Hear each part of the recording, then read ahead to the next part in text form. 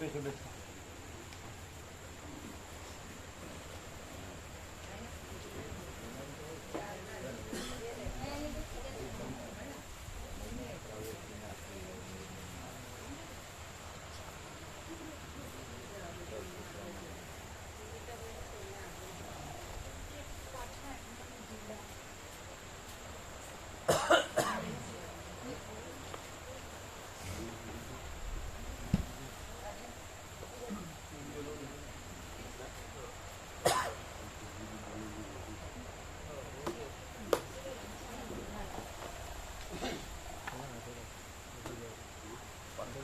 जब तक अपने से परफेक्टली कर लगे तब हमको सुकून नहीं मिलेगा।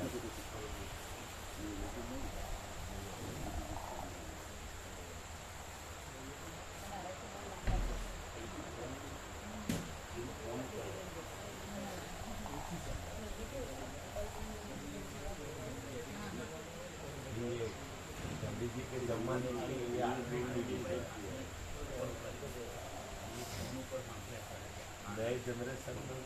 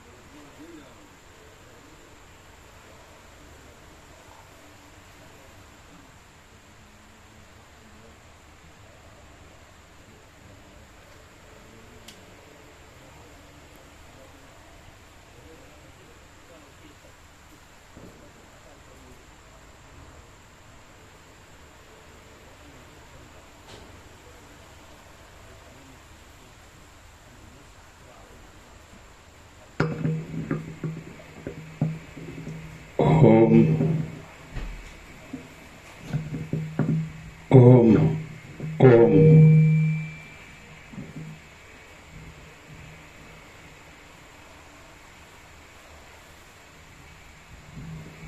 ओम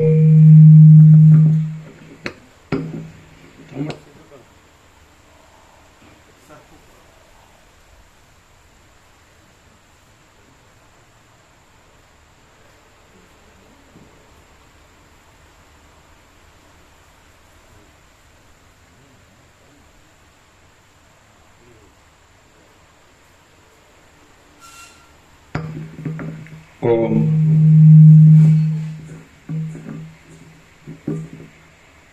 बराबर है, ये सब बराबर है।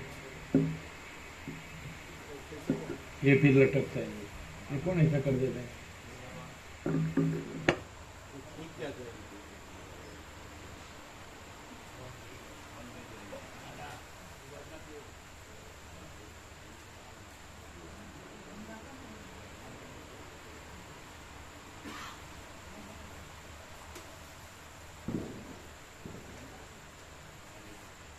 पीछे देख लेना दोनों में।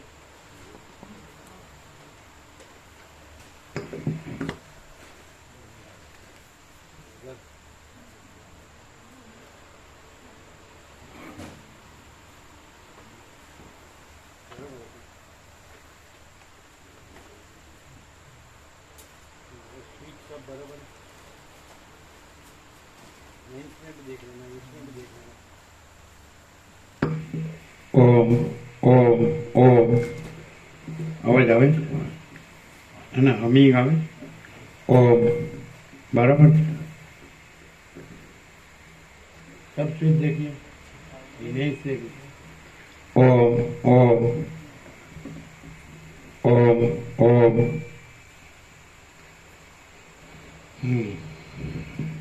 ओम ओम ओम ओम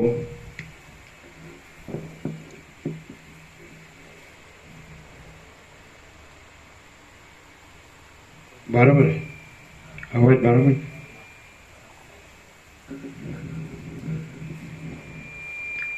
ओम ओम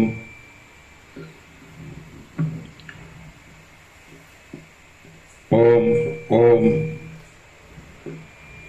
ઓમ ઓમ.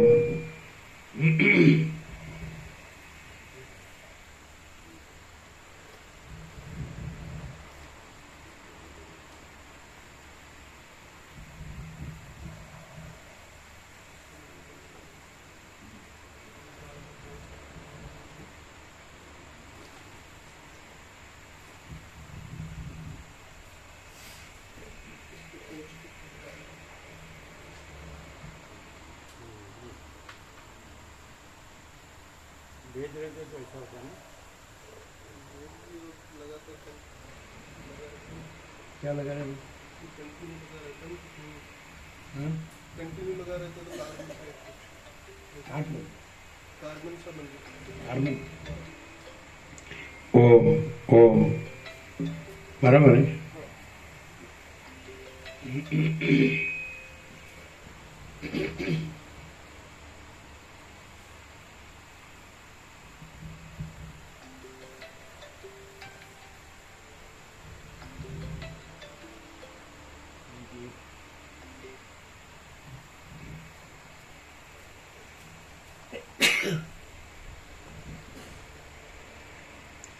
परम चिदाकाश, परम ज्योति, अखंड ज्योति, महाचिदाकाश, स्वयं प्रकाश, संपूर्ण प्रकाश, पूर्ण ब्रह्म, अनंत तेजघन, अनंत चिदघन, परमाकाश, केवल अनंत शुद्ध तेजघन, परमाकाश, अखिल आत्मा, पूर्ण ब्रह्म, परमात्मा, परम चिदाकाश, परम ज्योति, अखंड ज्योति,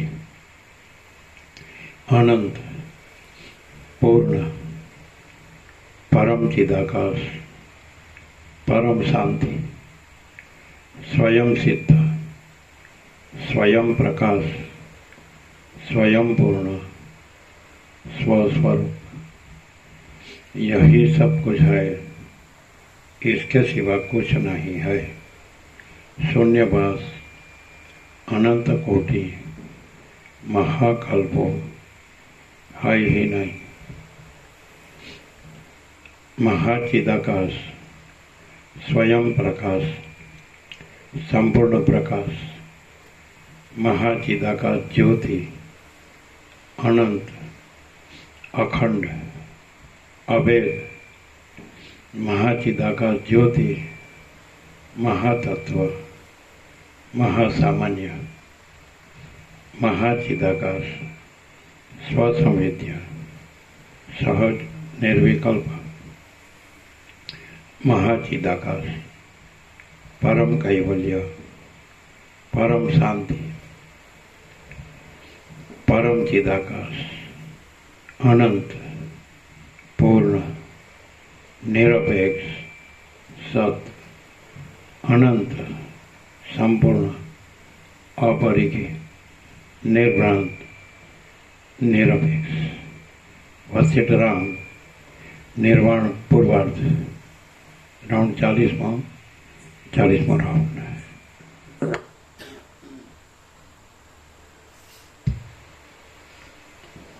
आद्य परब्रह्म सद्गुरु देव की जय। ओम श्री परमात्मने नमः। सद्ग्रंथों शिरोमणि श्री योग वासिष्ठ महारामायण भाग 2 छठू निर्वाण प्रकरण पूर्वार्ध सर्ग 1 दैनिक व्यवहारનું વર્ણન। આ પહેલા સર્ગમાં વશિષ્ઠના વાક્યથી શ્રોતાઓએ ઉઠ્યાનું, તેઓએ આહનિક ક્રિયાઓ કર્યાનું અને સાંભળેલા વિષયનું ચિંતન કરી નિદ્રાથી રાત્રિ વ્યતીત કર્યાનું વર્ણન કરવામાં આવશે। વાલ્મીકી બોલ્યા, હે રામ, ઉપશમ પ્રકરણ પછીનું હવે આ નિર્વાણ પ્રકરણ સાંભળો કે જે પ્રકરણ જાણવાથી મુક્તિ મળે છે. એ પ્રમાણે સર્વોત્તમ વક્તા વશિષ્ઠ મુનિ કહેતા હતા અને રામચંદ્રજી મૌન ધરીને એક ચિત્તથી સાંભળતા હતા. રાજા લોકો વશિષ્ઠ મુનિની વાણીના અર્થમાં તલ્લીન થઈને મન અને શરીરના વ્યાપારો ભૂલી ગયા હતા, જેથી તેઓ ચિત્રમાં આલેખેલા સ્થિર જેવા જણાતા હતા. મુનિઓ ભ્રમરોના તથા તર્જની આગળીઓના સુંદર અભિનયો કરીને પ્રેમપૂર્વક વશિષ્ઠ મુનિના વચનોના અર્થનો વિચાર કરતા હતા. આત્મતત્વના અવલોકનરૂપી મકરંદના સ્વાદને લીધે નેત્રોરૂપી ભ્રમરો સ્થિર થઈ જવાથી સાંભળવા બેઠેલી સ્ત્રીઓ જાણે વૃક્ષની અતિ સુંદર મંજરીઓ હોય એવી જણાતી હતી. સૂર્ય અસ્તાચળ તરફ ઢળવાથી શાંત લાગતો હતો અને તે જાણે જ્ઞાનના હૃદયથી કાંઈક ઉપશમ પામ્યો હોય એવો દેખાતો હતો. પુષ્પોના સમૂહને હલાવનાર અને મંદારના પુષ્પોની મધુર સુગંધને દેનારો પવન જાણે શ્રવણને માટે શાંત થવા લાગ્યો હોય એમ જણાવા લાગ્યું. મોટી મોટી ભ્રમરોની પંક્તિઓ પુષ્પમાળાઓમાં સૂઈ ગઈ હતી. તે જાણે બ્રહ્મતત્વ જાણવામાં આવતા સારી પેઠે ધ્યાન કરવા લાગેલી હોય એવી જણાતી હતી. મોતીમય ઝાડીઓની અંદર રહેલી વાવોમાં મોતીની પ્રભાવથી દીપતું જળ જાણે નિશ્ચળ થઈને બ્રહ્મવિદ્યાનું શ્રવણ કરવા બેઠું હોય એવું જણાતું હતું.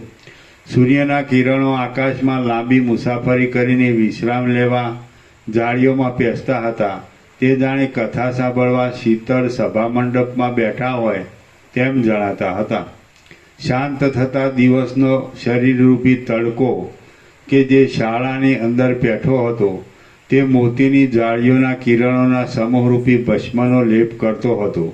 તે તપસ્વીના વેશથી પોતાને પણ ઉપશમ પ્રાપ્ત થવાનું સૂચવતો હોય એવો જણાતો હતો. રાજાઓના હસ્તોમાં અને મુકુટોમાં રહેલા નીલકમળો જાણે વશિષ્ઠ મુનિનો રસથી ભરપૂર ઉપદેશ સાંભળીને રાજાઓના અંતઃકરણની પેઠે વૃત્તિઓથી રહિત થયા હોય તેમ બિડાઈ જવાને તૈયાર થતા હતા. બાળકો, મૂર્ખ લોકો અને પાંજરામાં રહેલા પક્ષીઓ ભોજન લેવાની ઉતાવળથી તે ઘરની સ્ત્રીઓની વારંવાર કનરગત કરતા હતા. રાત્રિએ ખીલતી પોયણીઓનો પરાગ ભમરોની પાંખોથી ઉડીને ચામરોની ઉપર અને લોકોની આંખોની પાંપણોના રૂવાઓ ઉપર ચોંટતો હતો અને સૂર્યના કિરણો જાણે મેરુ આદિ પર્વતોની ગુફાઓમાંથી બહાર નીકળેલા છાયાઓના સમૂહરૂપ અંધકારના ભયથી નાશીને ગોખાદીના દ્વારોમાં છુપાઈ રહેવા માટે ઘરોના મધ્યમાં બેઠેલા હોય એવા લાગતા હતા. તે સમયમાં દિવસનો ચોથો ભાગ બાકી રહ્યાની સૂચના આપનારો અને દિશાઓના મુખોને પૂરી દેનારો ભેરીઓનો, ઢોલોનો તથા શંખોનો ધ્વનિ થવા લાગ્યો. જેમ મેઘના નાદથી મયુરોનો મોટો શબ્દ પણ સ્પષ્ટ સંભળાતો નથી, તેમ એ ભેરી આદિ વાજાના શબ્દથી વશિષ્ઠ મુનિનું ઉચ્ચ સ્વરવાળું તે વ્યાખ્યાન પણ સ્પષ્ટ સંભળાતું નહોતું. જેમ ધરતીકંપ થતાં તાડના વન કંપવા લાગે છે તેમ પિંજરા ડોલી જવાથી અંદર રહેલા પક્ષીઓ ફફડાટ કરતા હતા. જેમ વર્ષા ઋતુમાં વાદળા બે શિખરોના ઊંચા મધ્યમાં ગર્જના કરતા ભરાવા લાગે તેમ ભેરી આદિના શબ્દથી ત્રાસ પામેલા બાળકો રુદન કરી માતાની છાતી સરખા લાગી જતા હતા.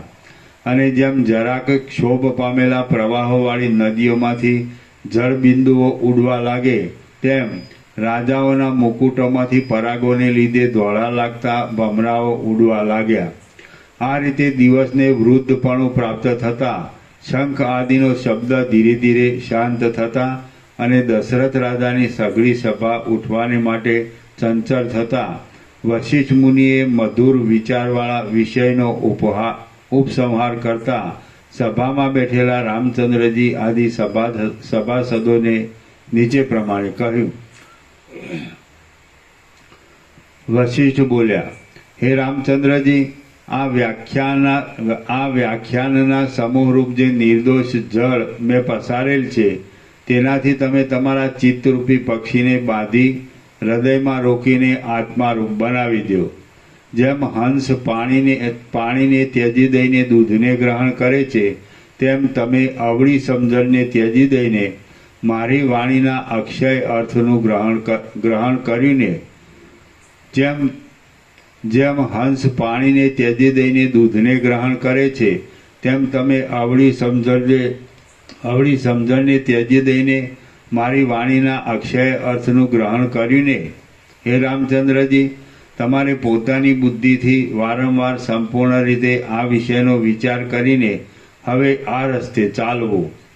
હે રામચંદ્રજી, મારા કહેલા વિચારોને અનુસરીને જ વ્યવહાર કર્યા કરશો તો સંસારમાં બંધાશો નહીં તો જેમ હાથી વિંધ્યાચળના ખાડામાં પડે છે તેમ તમે મોહરૂપી ખાડામાં તરત પડશો. મારા વચનને વિવેક બુદ્ધિથી નહીં વિચારો તો જેમ આંધળો અથવા દીવા વગરનો માણસ રાતે ખાડામાં પડે છે તેમ તમે મોહરૂપી ખાડામાં પડશો. મારા કહેલા વિષયની સિદ્ધિ માટે આવી પડેલો વ્યવહાર અસંગપણાથી કરવો એટલા જ શાસ્ત્રીય સિદ્ધાંતને હૃદયમાં રાખીને અખંડ આત્માના બોધવાળા થાઓ.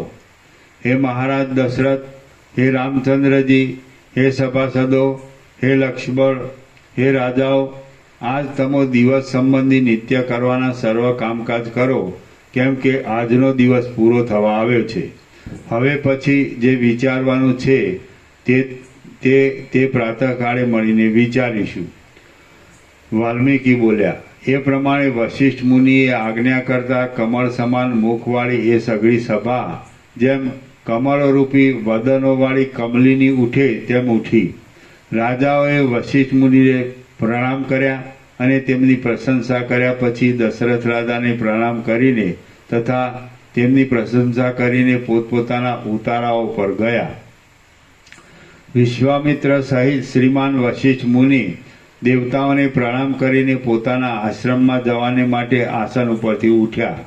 દશરથ આદિ રાજાઓ પણ ઉઠ્યા અને મુનિઓ પણ ઉઠ્યા. સર્વોત્તમ ભાષણ કરનારા વશિષ્ઠ મુનિને કેટલેક દૂર સુધી વળાવવા ગયા અને પછી તેમની આજ્ઞા લઈને પછી કમળમાંથી ઉડેલા ભ્રમરોની જેમ કેટલાયક સભાસદો આકાશમાં ગયા, કેટલાયક સભાસદો વનમાં ગયા અને કેટલાયક સભાસદો દરબારમાં ગયા. દશરથ રાજા વશિષ્ઠ મુનિના ચરણ કમળોમાં નિર્મળ પુષ્પાંજલિ અર્પણ કરીને તે પછી પોતાની રાણીઓ સહિત મહેલમાં પધાર્યા. રામ, લક્ષ્મણ અને શત્રુઘ્ને વશિષ્ઠ મુનિને તેમના આશ્રમ સુધી પહોંચાડી ભક્તિથી તેમના ચરણોનું પૂજન કર્યું અને પછી દરબારમાં પાછા આવ્યા. સઘળા શ્રોતાઓએ પોતપોતાના સ્થાનો પર આવીને સ્નાન કર્યા, દેવતાઓના તથા પિતૃઓના પૂજન કર્યા અને બ્રાહ્મણોનો પણ યોગ્ય સત્કાર કર્યો. સઘળા શ્રોતાઓએ અનુક્રમે બ્રાહ્મણોથી માંડીને નોકરો પર્યંત પોતપોતાના પરિવારોની સાથે શાસ્ત્રોમાં કહેલા વર્ણોના ધર્મની પદ્ધતિને અનુસરીને ભોજનો કર્યા.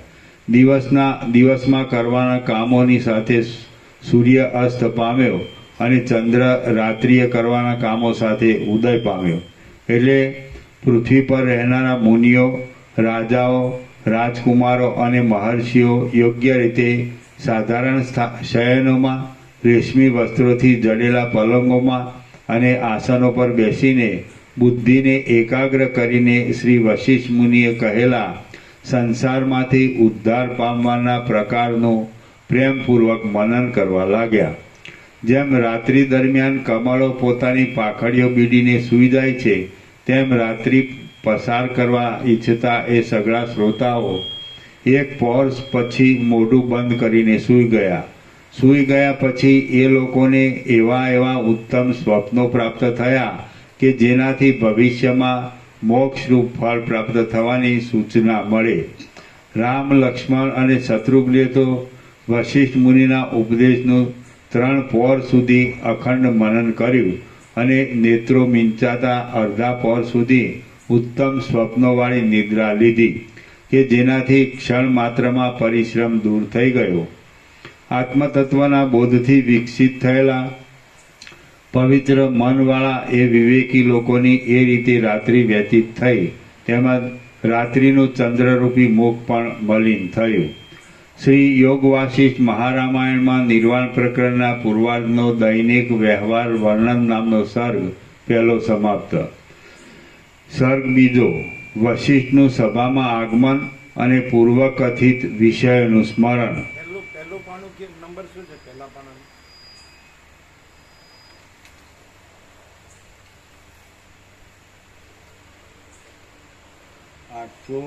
827. એટલે 3 થી 27. પેલો છેલ્લું 803 હતો ને આ 827. આપણે 27 જ ગણવાનું. આપણે આ પેલું પાનું ગણવાનું. હા 827. હા.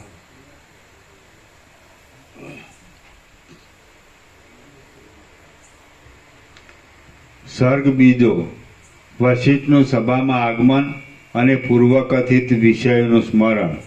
આ બીજા સર્ગમાં પ્રાતઃકાળમાં રામ આદિ રાજકુમારો વશિષ્ઠ મુનિને સભામાં પધરાવી લઈ ગયાનું અને કહેલા વિષયોના સ્મરણથી તત્વમાં વિશ્રાંતિ થવાનું વર્ણન કરવામાં આવશે. વશિષ્ઠ બોલ્યા, પછી નિસ્તેજતા પામેલા ચંદ્રરૂપી મોઢાવાળી અને જેનું અંધકારરૂપી શરીર વિંખાવા લાગ્યું હતું એવી રાત્રિ જેમ વિવેકનો ઉદય થતાં ક્ષીણ થવા લાગેલી વાસના જણાય તેમ સૂર્યનો ઉદય થતાં જણાવા લાગી.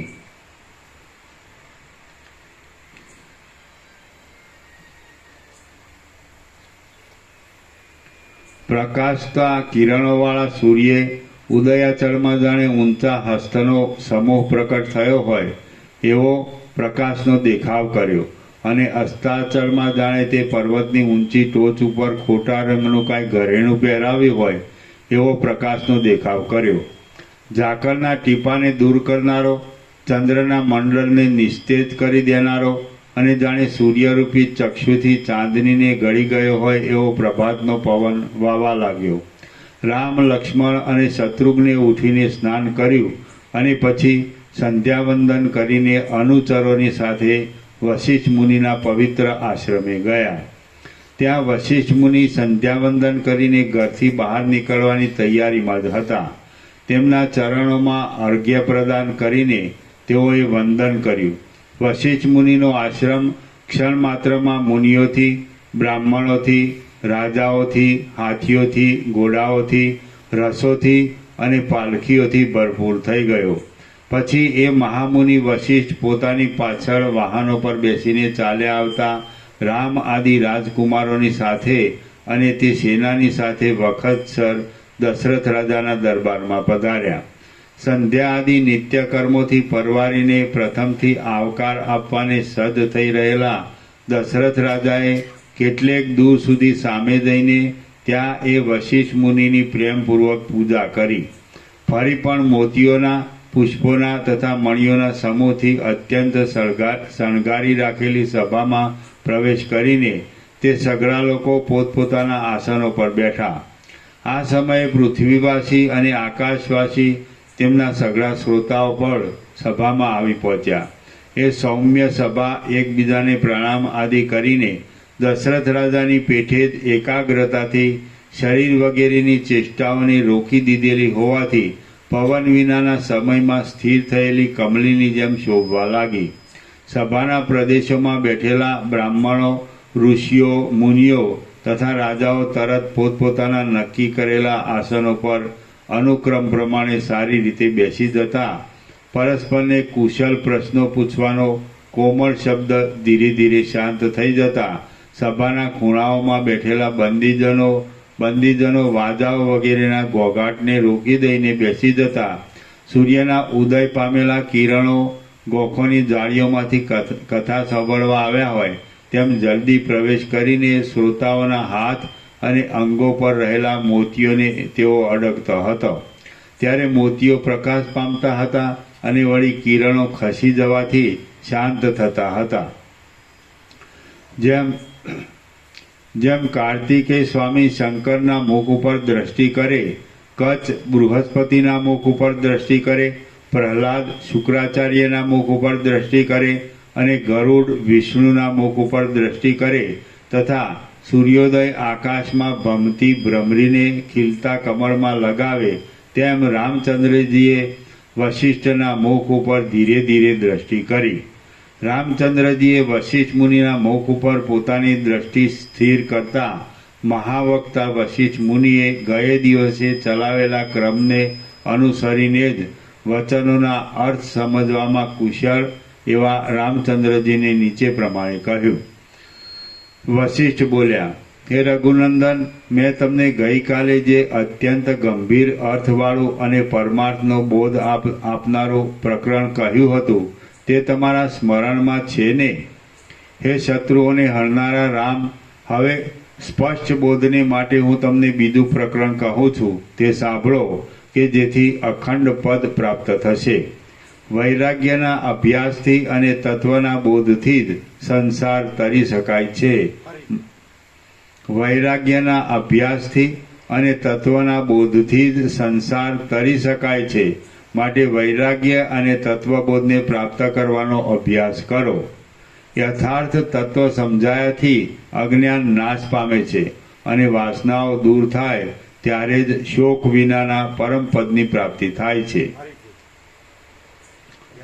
હા, વૈરાગ્યના અભ્યાસથી અને તત્વના બોધથી સંસાર તરી શકાય છે. માટે વૈરાગ્ય અને તત્વબોધને પ્રાપ્ત કરવાનો અભ્યાસ કરો.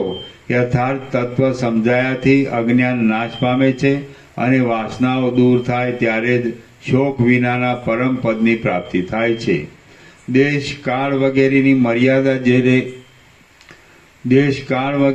મર્યાદા જેને નથી અને જેનો આદિ કે અંત છે જ નહીં એવું બ્રહ્મ જ કલ્પિત દ્વૈતને પ્રાપ્ત થઈને જગત રૂપે થયેલું છે.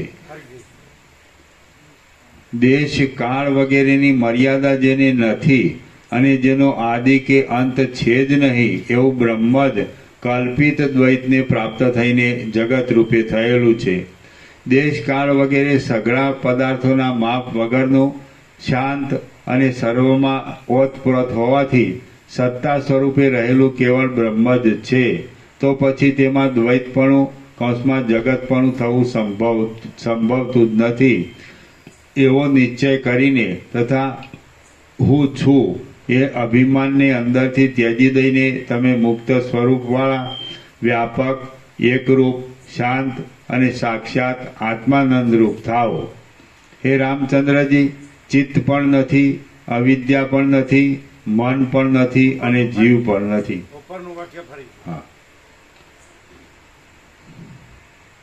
દેશ કાળ વગેરે સઘળા પદાર્થોના માપ વગરનું શાંત અને સર્વમાં ઓતપ્રોત હોવાથી સત્તા સ્વરૂપે રહેલું કેવળ બ્રહ્મ જ છે.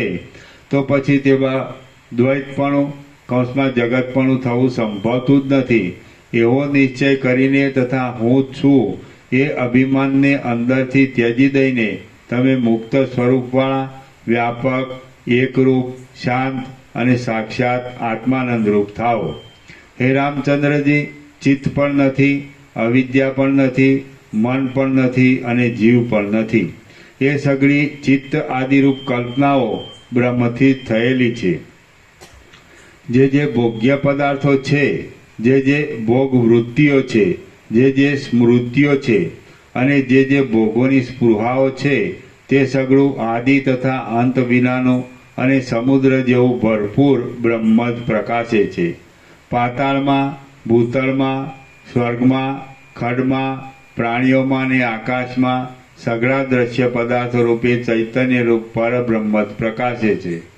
પરબ્રહ્મથી ન્યારો કાંઈ પણ નથી. ઉપેક્ષા કરવા યોગ્ય પદાર્થો ત્યાજ્ય પદાર્થો રૂપે, ગ્રાહ્ય પદાર્થો રૂપે, બંધુઓ રૂપે, વૈભવો રૂપે અને શરીર રૂપે બ્રહ્મ જ સ્ફુરે છે કે જે બ્રહ્મ આદિથી તથા અંતથી રહિત છે અને સમુદ્રની જેમ ભરપૂર છે. જ્યાં સુધી અજ્ઞાનની કલ્પના છે ત્યાં સુધી દ્વૈતની ભાવના છે અને જ્યાં સુધી જગતરૂપી જાળમાં પ્રીતિ છે ત્યાં સુધી જ ચિત્તની, અવિદ્યાની, મનની તથા જીવની કલ્પના છે. જ્યાં સુધી દેહમાં દ્રઢ અહંતા છે અને જ્યાં સુધી દ્રશ્ય પદાર્થોમાં દ્રઢ મમતા છે ત્યાં સુધી જ ચિત્ત વગેરે નામ અને રૂપની ભ્રમણાઓ છે. જ્યાં સુધી સજ્જનોના સમાગમના પ્રભાવથી મૂર્ખતા ક્ષીણ થઈ ન હોય અને પૂર્ણતા ઉદય પામી ન હોય ત્યાં સુધી જ ચિત્ત આદિને લીધે નીચપણું રહે છે. જ્યાં સુધી અંદર યથાર્થ વિચારની શક્તિથી આ જગતની ભાવના શિથિલ ન થઈ હોય ત્યાં સુધી જ ચિત્ત વગેરે પદાર્થો જોવામાં આવે છે. જ્યાં સુધી અજ્ઞપણારૂપ આંધળાપણું હોય જ્યાં સુધી અજ્ઞપણારૂપ આંધળાપણું હોય ત્યાં સુધી વિષયોની આશાને લીધે પરવશપણું હોય અને જ્યાં સુધી મૂર્ખતાને લીધે મોહનો વધારો હોય ત્યાં સુધી જ ચિત્ત આદિની કલ્પના છે. જ્યાં સુધી હૃદયરૂપી વનમાં આશારૂપી ઝેરની ગંધ સ્ફુર્યા કરતી હોય ત્યાં સુધી આત્મવિચારરૂપી ચકોર એ વનની અંદર સારી પેઠે પેસતો નથી. જેના મનને ભોગોની ઉપર રુચિ ટળી ગઈ હોય, આશાના પાશોરૂપી જાળો છેદાઈ ગઈ હોય અને શીતળ તથા નિર્મળ બ્રહ્માનંદ પ્રાપ્ત થયો હોય તે પુરુષનો ચિત્તરૂપી વિભ્રમ નાશ પામી જાય છે. જે ચિત્તમાંથી તૃષ્ણા અને મોહ દૂર થયા છે અને ચિત્તમાં શીતળતા અને શાંતિનો અનુભવ પુરુષે કર્યો છે તે જ પુરુષ ચિત્તરૂપી ભૂમિકામાંથી જ્ઞાનરૂપી ફળ મેળવે છે. પોતાના દેહને નક્કામાં જેવો, દૂર રહેલા જેવો અને સ્થિર રહે નહીં એવો હોવાથી ગંધર્વનગરના જેવો મિથ્યા સમજનારા પુરુષને ચિત્ત રહેવાનો સંભવ જ ક્યાંથી હોય? સંસારથી જુદા અપાર ચૈતન્યરૂપ આત્માની ભાવના કરનારા અને જેના ચિત્તમાં સઘળું જગત લીન થઈ ગયેલું હોય છે એવા પુરુષને ચિત્ત તથા જીવ વગેરે હોવાની ભ્રાંતિ થતી જ નથી. જ્ઞાનનું વિરોધી અજ્ઞાન કે જે ખોટા તરંગોને પેદા કરે છે તે દૂર થતા અને સત્ય આત્માના દર્શનરૂપ પ્રબળ સૂર્ય ઉદય પામતા બળી ગયેલા સૂકા પાંદડાની જેમ રહેલું ચિત્ત અગ્નિમાં પડેલા ઘીના લેશની જેમ આત્મામાં એવું તો પીગળી જાય છે કે જે પાછું કદી જોવામાં આવતું જ નથી. આત્માના અને અનાત્માના વિવેકવાળા મહાત્મા જીવનમુક્ત પુરુષોનું આભાસ રૂપે રહેલું જે ચિત્ત હોય છે તે સત્વ કહેવાય છે. જીવનમુક્ત લોકોના શરીરોમાં વ્યવહાર કરાવનારી જે વાસના હોય છે તે ચિત્ત એ નામથી કહેવાતી નથી પણ સત્વ એ નામથી કહેવાય છે. ચિત્તથી રહિત થયેલા અને સર્વદા અખંડ પદમાં રહેલા તત્વવેત્તા પુરુષો સત્વની સ્થિતિને લીધે સંઘનો ત્યાગ કરીને લોક વ્યવહાર ચલાવે છે. સત્વની સ્થિતિવાળા જીતેન્દ્રિય શાંત પુરુષો વ્યવહાર કરવા છતાં પણ સર્વદા અખંડિત જ્યોતિને જુએ છે.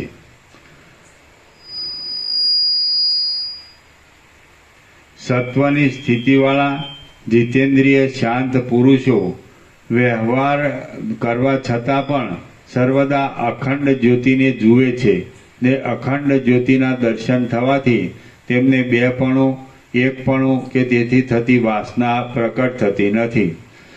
પોતે સર્વદા બ્રહ્મની સમાધિમાં લીન રહેવાથી સઘળા બ્રહ્માંડરૂપી ખડને ચૈતન્યરૂપ અગ્નિમાં હોમ્યા કરતા જીવનમુક્ત પુરુષને અંદરથી ચિત્ત વગેરે સઘળા વિભ્રમો નિવૃત્ત થઈ જાય છે. સત્વ એ નામથી કહેવાતો અને વિવેકથી સ્વચ્છ થયેલું ચિત્ત જેમ બળી ગયેલું બીજ અંકુરને ફરી ઉત્પન્ન કરતું નથી તેમ મોહને ફરી ઉત્પન્ન કરતું નથી.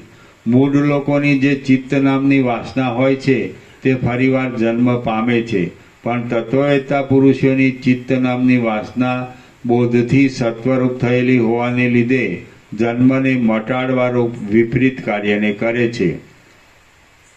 હે રામચંદ્રજી, જે પામવાની વસ્તુ છે તેને તમે પામી ચૂક્યા છો.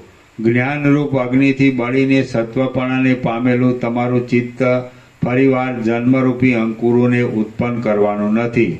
જેમ ખડ વગેરે પદાર્થો કુહાડાથી કપાયા છતાં અને અગ્નિથી બળી ગયા છતાં પણ પોતાની અંદર બીજ શક્તિ રહેવાને લીધે અંકુરોને ઉત્પન્ન કરે છે તેમ પ્રબોધથી સ્વચ્છ થયેલું ચિત્ત અંકુરોને ઉત્પન્ન કરી શકતું નથી. કેમ કે તેની તૃષ્ણારૂપી બીજ શક્તિ જ્ઞાનરૂપી અગ્નિથી બળી ગઈ હોય છે. જગત બ્રહ્મનું જ સ્ફુરણ છે. જગત બ્રહ્મનું જ સ્ફુરણ છે, કેમ કે જગતની સત્તા બ્રહ્મની સત્તાથી જુદી નથી.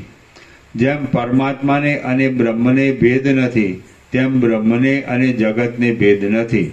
જેમ મરીમાં તીખાશી રહેલી છે, તેમ ચૈતન્યમાં બ્રહ્માંડ રહ્યું છે. માટે ચૈતન્ય અને બ્રહ્માંડ ભિન્ન નહીં હોવાને લીધે બ્રહ્માંડના ઉત્પત્તિ અને લય મિથ્યા જ છે. ઉત્પત્તિ તથા લય એ શબ્દો અને શબ્દોના અર્થો કેવળ વાસના માત્ર જ છે, પ્રમાણભૂત નથી. કેમ કે બંને બ્રહ્મરૂપ હોવાથી સ્ફુરે છે. આ પ્રમાણે છે એટલા માટે તમે જગતની ઉત્પત્તિ થવાની બુદ્ધિને તથા લય થવાની બુદ્ધિને પણ ત્યજી દો. આ રામ એ નામથી વ્યવહાર કરાતું જે શરીર છે તે તમે પોતે નથી. આ રામ એ નામથી વ્યવહાર કરાતું જે શરીર છે તે તમે પોતે નથી, તો શા માટે રડો છો? સઘળું જગત મિથ્યા જ છે અને મુદ્દલ છે જ નહીં, તો પછી તમને દેહાદિકની કલ્પના કેમ થવી જોઈએ? જો આ સઘળું જગત સર્વદા ચૈતન્યરૂપ છે એમ માનતા હો તો ચૈતન્યના સ્વભાવનો જ વિચાર કરો. ચૈતન્ય શુદ્ધ છે, તેમજ આદિથી તથા અંતથી રહિત છે, તો પછી તેમાં દેહાદિક અનર્થની કલ્પના સંભવે જ કેવી રીતે? તમે ચિદાત્મા છો, અંશોથી રહિત છો અને આદિ તથા અંતથી પણ રહિત છો. પોતાના વ્યાપક સ્વરૂપનું સ્મરણ કરો. એ સ્વરૂપના વિસ્મરણથી દેહાદિક રૂપે મર્યાદિત ન થાઓ. તમે ચૈતન્યરૂપ સ્થિતિને પામી અને નિરતિશય આનંદરૂપ ઉદયવાળા થઈને આ મર્યાદિત જગતને પૂર્ણ સ્વભાવવાળું કરી દો. તમે પૂર્ણ સ્વભાવવાળા છો, શાંત છો, ચૈતન્ય છો અને બ્રહ્મરૂપ છો. તમે ચૈતન્યરૂપી શિલાના એક રસ ગર્ભરૂપ જ છો. તમે અનેક રૂપોથી રહેનારા નથી, પણ સર્વ બાધના અવધિરૂપ છો. તમારા આવા સ્વરૂપમાં વાણીની કે મનની પ્રવૃત્તિ થઈ શકતી નથી. માટે કહેવું પડે છે કે તમે જે છો તે છો, પણ પરોક્ષ જેવા નથી. કેમ કે સ્વયં પ્રકાશ છો, જગતની ઉત્પત્તિરૂપ પણ તમે જ છો અને લયરૂપ પણ તમે જ છો. સઘળા પદાર્થોની અંદર જે પરસ્પર જુદા જુદા દેખાતા વ્યવહારો છે તે મિથ્યા હોવાને લીધે તે તમે નથી અને તે તમને પણ નથી. તમે સ્વરૂપમાં રહેલા છો, સર્વરૂપ છો અને સર્વથી ન્યારા પણ છો. હે ચૈતન્ય ઘન સ્વરૂપ, હું તમને પ્રણામ કરું છું. આદિ તથા અંતથી રહિત, વિશાળ અને સ્ફટિકની શિલાના ગર્ભની પેટે ગાંઠું જે ચૈતન્ય ઘન સ્વરૂપ છે તે જ તમે છો. તમે આકાશની પેઠે નિર્લેપ છો, પણ સુખ દુઃખ આદિ વિકારોવાળા નથી. માટે સ્વસ્થ થાઓ. જેમ સ્ફટિકની શિલાના ગર્ભમાં પાંદડાનો જથ્થો પ્રતિબિંબ રૂપે દેખાયા કરે, તેમ તમારા વ્યાપક ઉદરમાં કલ્પિત વાસનાઓની રેખાઓથી સઘળા બ્રહ્માંડો દેખાયા કરે છે. હે રામ, તમે જે એવા પૂર્ણ સ્વભાવવાળા છો તેમને હું પ્રણામ કરું છું. શ્રી યોગ વાસિષ્ઠ મહારામાયણમાં નિર્વાણ પ્રકરણના પૂર્વાર્ધનો વિશ્રાંતિ સુદ્રઢીકરણ નામનો સર્ગ બીજો સમાપ્ત. સર્ગ ત્રીજો, પૂર્ણ સ્થિતિની પ્રાપ્તિના ઉપાયનું વર્ણન. આ ત્રીજા સર્ગમાં બ્રહ્મ, જીવ, મન, દેહ અને જગત એમની એકતા સમજવાથી સઘળો દ્વૈતરૂપી ભ્રમ શાંત થતાં કેવળ પૂર્ણ સ્થિતિ રહે છે એમ કહેવામાં આવશે. વશિષ્ઠ બોલ્યા, હે રામચંદ્રજી, જેમ સમુદ્રમાં ઉત્પન્ન થતી ઘણા ઘણા તરંગોના ભેદોની કલ્પનાઓનું અધિષ્ઠાન જળ છે, તેમ જે ચૈતન્ય અનંત બ્રહ્માંડોની કલ્પનાઓનું અધિષ્ઠાન છે તે ચૈતન્ય તમે જ છો એવી ભાવના કરો. હે ચૈતન્ય સ્વરૂપ, તમે જન્મથી તથા મરણથી રહિત છો અને સંસારના સંબંધથી પણ રહિત છો. માટે તમારામાં વાસના વગેરે ક્યાં રહેલા છે તે કહો. ચૈતન્ય જ પોતાથી જીવ રૂપે અને વાસના આદિ રૂપે સ્ફુરે છે, તો તેમાં જડ એ શબ્દનો અને તેના અર્થનો પ્રસંગ જ શો છે તે કહો. તમે મોટા મોટા સ્ફુરણોરૂપી તરંગોવાળા ગંભીર અને સ્વયંપ્રકાશ આત્મચૈતન્યરૂપ મહાસાગર છો તથા આકાશની પેઠે નિશ્ચળ સમ તથા સૌમ્ય છો. સમુદ્ર સમાન તમારા સ્વરૂપમાં રામ એ નામરૂપી મોજું ઉઠેલું છે. સમુદ્ર સમાન તમારા સ્વરૂપમાં રામ એ નામરૂપી મોજું ઉઠેલું છે.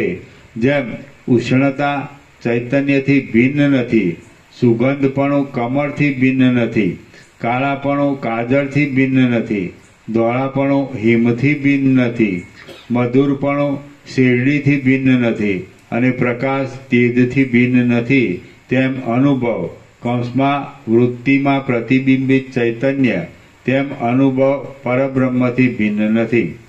જેમ તરંગ જળથી અભિન્ન છે તેમ જગત ચૈતન્યથી અભિન્ન છે. ચૈતન્યથી અનુભવ ભિન્ન નથી, અનુભવથી અહંકાર ભિન્ન નથી, અહંકારથી જીવ ભિન્ન નથી, જીવથી મન ભિન્ન નથી, મનથી ઇન્દ્રિય ભિન્ન નથી, ઇન્દ્રિયથી શરીર ભિન્ન નથી, શરીરથી જગત ભિન્ન નથી અને જગતથી ભિન્ન તો કાંઈ છે જ નહીં. માટે સઘળું જગત ચૈતન્ય જ છે. આ પ્રમાણે અનાદિકાળથી આ જગતરૂપી મોટું ચક્ર પ્રવર્તેલું છે, પણ વાસ્તવિક રીતે જોતા કાંઈ પ્રવર્તેલું જ નથી અને પ્રવર્તેલું જ ન હોવાને લીધે તેમાં લાંબો કાળ કે ટૂંકો કાળ જેવી મર્યાદા પણ નથી. આ પ્રમાણે આ સઘળું સ્વયં પ્રકાશ છે, અનંત છે, અખંડિત છે અને આકાશમાં આકાશ જેવું જ છે. કોઈમાં કાંઈ રહ્યું છે એમ છે જ નહીં. જે આ જગત છે તે શૂન્ય જ શૂન્યમાં ઉપસેલું છે. બ્રહ્મમાં બ્રહ્મ જ અભિવૃદ્ધિ પામેલું છે, સત્યમાં સત્ય જ ઉદય પામેલું છે અને પૂર્ણમાં પૂર્ણ જ રહેલું છે. તત્વવેત્તા પુરુષ વિષયોના પ્રકાશોને અને તેઓના સંકલ્પોને કરતા છતાં પણ કાંઈ જ કરતો નથી, કેમ કે તેની દ્રષ્ટિમાં એ સર્વ પોતાના સ્વરૂપથી ભિન્ન જ હોતું નથી. તત્વવેત્તા પુરુષને કરતા પણ છે જ નહીં. આ ગ્રાહ્ય છે એવી બુદ્ધિથી જે કાંઈ ગ્રહણ કરવામાં આવે છે તે જ તેમને સુખ દુઃખ આપનાર થાય છે. જો ગ્રાહ્યપણાની બુદ્ધિ ન હોય તો કશું ગ્રહણ કરવામાં આવતું નથી અને સુખ કે દુઃખને આપનાર પણ થતું નથી. જેમ એક આકાશ, બે આકાશ અને ઘણા આકાશો એ શબ્દો જુદા જુદા હોવા છતાં પણ એક જ છે અને અર્થવાળા હોવા છતાં પણ અત્યંત શૂન્ય રૂપ જ છે, તેમ આત્મા અને જગત એ શબ્દો ભિન્ન છતાં પણ અભિન્ન જ છે અને અર્થવાળા હોવા છતાં પણ અનર્થક જ છે. તમે પોતાની અંદર આકાશની પેઠે નિર્લેપ રહો, બહાર સદાચારમાં તત્પર રહો અને હર્ષના તથા ક્રોધના વિકારોમાં કાષ્ટ તથા ડેફાના જેવી સ્થિતિવાળા રહો.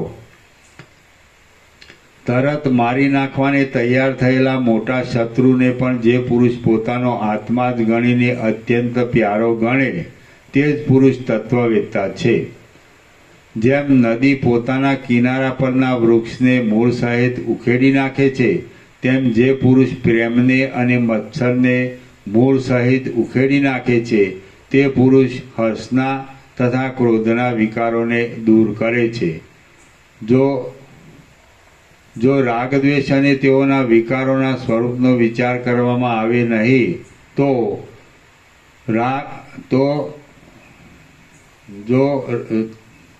રાગદ્વેષ તથા તેઓના વિકારોના સ્વરૂપનો વિચાર કરવામાં આવે નહીં તો રાગદ્વેષ તથા વિકારો ખોટા છે, ખોટી ભ્રાંતિ છે તેમ જાણીને તેમને ત્યજવામાં ન આવે તો તેથી તેમનું શ્રવણ કરેલું જ્ઞાન પણ નિષ્ફળ જાય છે. જો રાગદ્વેષ અને તેઓના વિકારોના સ્વરૂપનો વિચાર કરવામાં આવે નહીં તો મહાત્માઓ પણ અમાહાત્મા જેવા લાગે છે અને તેથી તેઓની સેવા પણ વ્યર્થ જ જાય છે. જેને અહંકાર જ હોતો નથી અને જેની બુદ્ધિ વિષયોથી લેપાતી નથી તે પુરુષ આ સઘળા લોકોને મારી નાખે તો પણ તે કોઈને મારતો નથી અને દોષોથી બંધાતો પણ નથી. જે વસ્તુ મુદ્દલ છે જ નહીં તેને છે એમ માનવી એ જ માયા કહેવામાં આવે છે. એ માયા આત્મજ્ઞાનથી જ નાશ પામે છે, તેમાં સંશય નથી. જેના ચિત્તની વાસનાઓનો સમૂહ તેલ વિનાના દીવાની જેમ શાંત થઈ ગયો હોય, તે નિર્વિકાર તત્વવેતા પુરુષ ચિત્રમાં આલેખેલા રાજાની પેઠે સર્વદા અખંડ વિજયવાળો જ રહે છે. જે પુરુષને આ સઘળા પદાર્થો મિથ્યા સમજાયાને લીધે અથવા આત્મારૂપ સમજાયાને લીધે સારી કે નરસી કોઈ દિશાઓમાં દુઃખ કે સુખ આપનાર થતા નથી, કોઈ દશાઓમાં દુઃખ કે સુખ આપનાર થતા નથી, તે પુરુષ જીવન મુક્ત જ છે. શ્રી યોગવાસિષ્ઠ મહારામાયણમાં નિર્વાણ પ્રકરણના પૂર્વાર્ધનો બ્રહ્મૈક્ય પ્રતિપાદન નામનો સર્ગ ત્રીજો સમાપ્ત. સર્ગ ચોથો આત્મદ્રષ્ટિમાં સ્થિર થયેલા રામચંદ્રજીની સંભાવના. આ ચોથા સર્ગમાં વશિષ્ઠે અનાત્મ દ્રષ્ટિઓનો ત્યાગ કરાવીને રામને આત્મદ્રષ્ટિમાં સ્થિર થવાની સંભાવના કરી એ કથા કહેવામાં આવશે. વશિષ્ઠ બોલ્યા, હે રામચંદ્રજી, મન, બુદ્ધિ, અહંકાર તથા ઇન્દ્રિય વગેરે એ સઘળું દ્રશ્ય પદાર્થ વિના કેવળ ચૈતન્યમય જ છે. તો હવે જીવ વગેરે પદાર્થો ક્યાં રહ્યા? જેમ ચંદ્ર એક જ હોવા છતાં નેત્રના રોગને લીધે, જુદા જુદા જળાશયોને લીધે અને દર્પણોને લીધે અનેક દેખાય છે, તેમ વ્યાપક આત્મા એક જ હોવા છતાં કલ્પિત ઉપાધિઓના યોગથી અનેક પ્રકારે પ્રતીત થાય છે. જેમ અંધકારનો નાશ થાય ત્યારે ચક્ષુની વિષયો ન દેખાવાની અશક્તિ દૂર થાય છે, તેમ જ્યારે ભોગોરૂપી તૃષ્ણારૂપ ઝેરનો આવેશ શાંત થાય છે ત્યારે જ અજ્ઞાન નષ્ટ થાય છે. જેમ શરદ ઋતુથી વરસાદના ઝાકળનો નાશ થાય છે, તેમ મનમાં સારી પેઠે વિચારેલા વેદાંત શાસ્ત્રરૂપી મંત્રથી તૃષ્ણારૂપી ઝેરી વિસૂચિકા કૌંસમાં કોગળિયું નાશ પામે છે. હે રામચંદ્રજી, જેમ આકાશમાં વરસાદ ઓછો થાય ત્યારે ટાઢ પોતાની મેળે જ ઓછી થાય છે, તેમ અજ્ઞાન ક્ષીણ થાય ત્યારે ચિત્ત સઘળી વાસનાઓ રહિત પોતાની મેળે જ ક્ષીણ થાય છે, એમ સમજો. જેમ હારનો દોરો તૂટી જતા મોતીઓની હરોળ વીંખાઈ જાય છે, તેમ ચિત્ત છેદાઈ જતા વાસનાઓ રૂપી ભ્રમ વીંખાઈ જાય છે. હે રઘુનાથ, જે લોકો વેદાંત શાસ્ત્રના રહસ્યનું ખંડન કરવાને માટે વેદાંત શાસ્ત્રના અર્થનો વિચાર કરે છે, તેઓ કીટ પતંગનો અવતાર લેવાને માટે નીચ બુદ્ધિનો પરિચય કરે છે. હે કમળ સરખા સુંદર નેત્રોવાળા રામ, જેમ પવન શાંત થતાં તળાવના તરંગો દૂર થાય છે, તેમ અજ્ઞાન શાંત થતાં ચિત્તની ચપળતા નાશ પામે છે. જેમ અત્યંત વિસ્તીર્ણ આકાશમાં પવન સ્થિર થઈ જાય છે, તેમ તમે રાગદ્વેષ આદિથી રહિત હોવાને લીધે પરમ વિસ્તીર્ણ બ્રહ્મપદમાં સ્થિર થયા છો. હે રામચંદ્રજી, પ્રભાતના વાજાથી નિદ્રા જતી રહેતા જેમ રાજા જાગ્રત થાય છે, તેમ હું ધારું છું કે મારા વચનોથી અજ્ઞાન જતું રહેતા તમે પ્રબુદ્ધ થયા છો. સામાન્ય માણસને પણ પોતાના કુળના ગુરુના વચનોથી અસર થાય છે, ત્યારે તમે કે જે પ્રૌઢ બુદ્ધિવાળા છો, તેમને મારા વચનોની અસર થયા વિના કેમ રહે? તમે પોતાના ચિત્તથી મને યથાર્થ વક્તા માનો છો, માટે જેમ તપી રહેલા ખેતરમાં જળ સારી રીતે પચી જાય છે, તેમ તમારા હૃદયમાં મારું વચન સારી પેઠે પચી ગયું છે.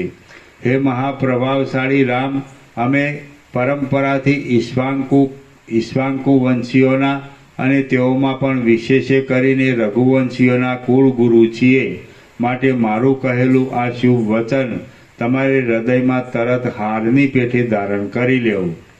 શ્રી યોગવાસિષ્ઠ મહારામાયણમાં નિર્વાણ પ્રકરણના પૂર્વાર્ધનો ચિત્ત ભાવ પ્રતિપાદન નામનો સર્ગ ચોથો સમાપ્ત.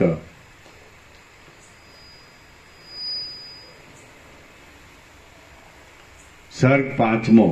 રામચંદ્રજીએ કરેલું સ્વાનુભવનું વર્ણન. આ પાંચમા સર્ગમાં પ્રબુદ્ધ થયેલા અને પરમ સુખમાં વિશ્રાંતિ પામેલા રામે ગુરુની આગળ વિસ્તારથી પોતાના અનુભવનું વર્ણન કર્યું એ કથા કહેવામાં આવશે. રામ બોલ્યા, અહો, આપના વાક્યોના અર્થના ચિંતનથી હું ચૈતન્યપણાને પ્રાપ્ત થયો છું. હે પ્રભુ, આ જગતરૂપી ઝાડ મારી આગળ રહેલી છતાં પણ શાંત થઈ ગઈ છે. જેમ લાંબા કાળથી સૂર્યને લીધે તપી રહેલું ભૂતલ વૃષ્ટિથી પરમ શાંતિને પ્રાપ્ત થાય છે, તેમ હું મારા ચિત્તમાં પરમ શાંતિને પ્રાપ્ત થયો છું. હું શાંત થયો છું, શીતળ સ્વરૂપવાળો થયો છું, કેવળ સુખરૂપે રહ્યો છું અને જેમાંથી હાથી બહાર નીકળી ગયો હોય એવા તળાવની પેઠે નિર્મળપણાને પ્રાપ્ત થયો છું. હે મુનિ, આ દિશાઓનું સઘળું મંડળ કે જે અનાત્માપણું મટી જવાથી સારી પેઠે નિર્મળ થઈ ગયું છે, તેને હું હમણાં જાણે ઝાકળથી રહિત થઈ ગયું હોય તેમ યથાર્થ બ્રહ્મરૂપે જોઉં છું. મારા સઘળા સંદેહો ટળી ગયા છે. આશારૂપી જાંજવાની નદી શાંત થઈ ગઈ છે. વિષયોની વાસનાઓથી તથા વૈરાગ્ય આદિ વૃત્તિઓથી પણ રહિત થવાને લીધે શરદ ઋતુના સ્વચ્છ જંગલની જેમ શીતળ થયો છું. હે પ્રભુ, હું પોતાથી જ અંત વગરના અંદરના અનહદ આનંદને પ્રાપ્ત થયો છું કે જે આનંદની આગળ અમૃતના રસનો સ્વાદ પણ તૃણવત તુચ્છ લાગે છે.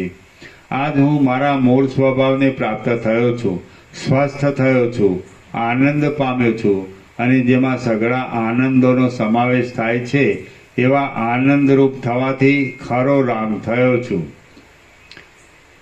આજ હું મારા મૂળ સ્વભાવને પ્રાપ્ત થયો છું, સ્વસ્થ થયો છું, આનંદ પામ્યો છું અને જેમાં સઘળા આનંદોનો સમાવેશ થાય છે એવા આનંદરૂપ થવાથી ખરો રામ થયો છું.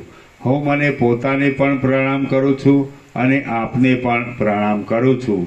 જેમ પ્રભાતમાં સૂર્યનો ઉદય થતાં મૂર્ખ લોકોએ રાતમાં કલ્પેલું પિશાચોનું કુટુંબ શાંત થઈ જાય છે, તેમ મારા સર્વ સંશયો અને સર્વ કલ્પનાઓ શાંત થઈ ગયા છે. જેમ શરદ ઋતુમાં તળાવ નિર્મળ થાય છે, તેમ નિર્મળ વિસ્તીર્ણ હિમની પેઠે શીતળ અને પરમાનંદથી સંપન્ન થયેલા હૃદયમાં મારું મન શાંતિ પામ્યું છે. આત્માને અજ્ઞાનરૂપી કલંક શા કારણથી આવ્યું હશે? સ્વયં પ્રકાશ આત્મામાં એ કલંક કેમ રહેવું જોઈએ? અને પરિચ્છેદ વિનાના અસંગ આત્માને એ કલંક કેમ ઢાંકી દે છે? ઇત્યાદિ સંશયો ચંદ્રની સમીપમાં નિર્મૂળ થતા અંધકારની જેમ નિર્મૂળ થઈ ગયા છે.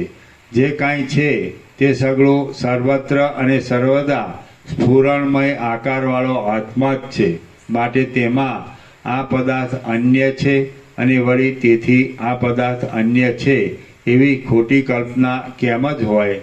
હું હમણાં પરમ પ્રકાશવાળો થયો છું, તેથી મને મારી પ્રથમની સ્થિતિ પર હસવું આવે છે કે હું આત્મજ્ઞાન વિના તૃષ્ણારૂપી બેડીથી બંધાઈને કેવો થઈ ગયો હતો. આહા, હવે મને સારી પેઠે સ્મરણ પ્રાપ્ત થયું કે હું સર્વદા પૂર્ણ જ છું. આપની વાણીરૂપી અમૃતના પૂરમાં નાહવાથી હું આવી રીતનો બની ગયો છું. અહો, હું એવી પવિત્ર અને વિસ્તીર્ણ ભૂમિ પર ચડ્યો છું કે જે ભૂમિમાં મહાપ્રકાશ પાતાળની પેઠે દૂર રહ્યો નથી, પણ અહીં જ છે કે જે જન્મ મરણરૂપી સંસાર સમુદ્રને તરીને સંસારના અધિષ્ઠાન રૂપ થયો છું અને તેથી સર્વદા સર્વ લોકોએ પ્રણામ કરવા યોગ્ય છું, તેને પ્રણામ કરું છું. હું પોતામાં પોતાથી જ મોટા ઉત્કર્ષને પ્રાપ્ત થયો છું.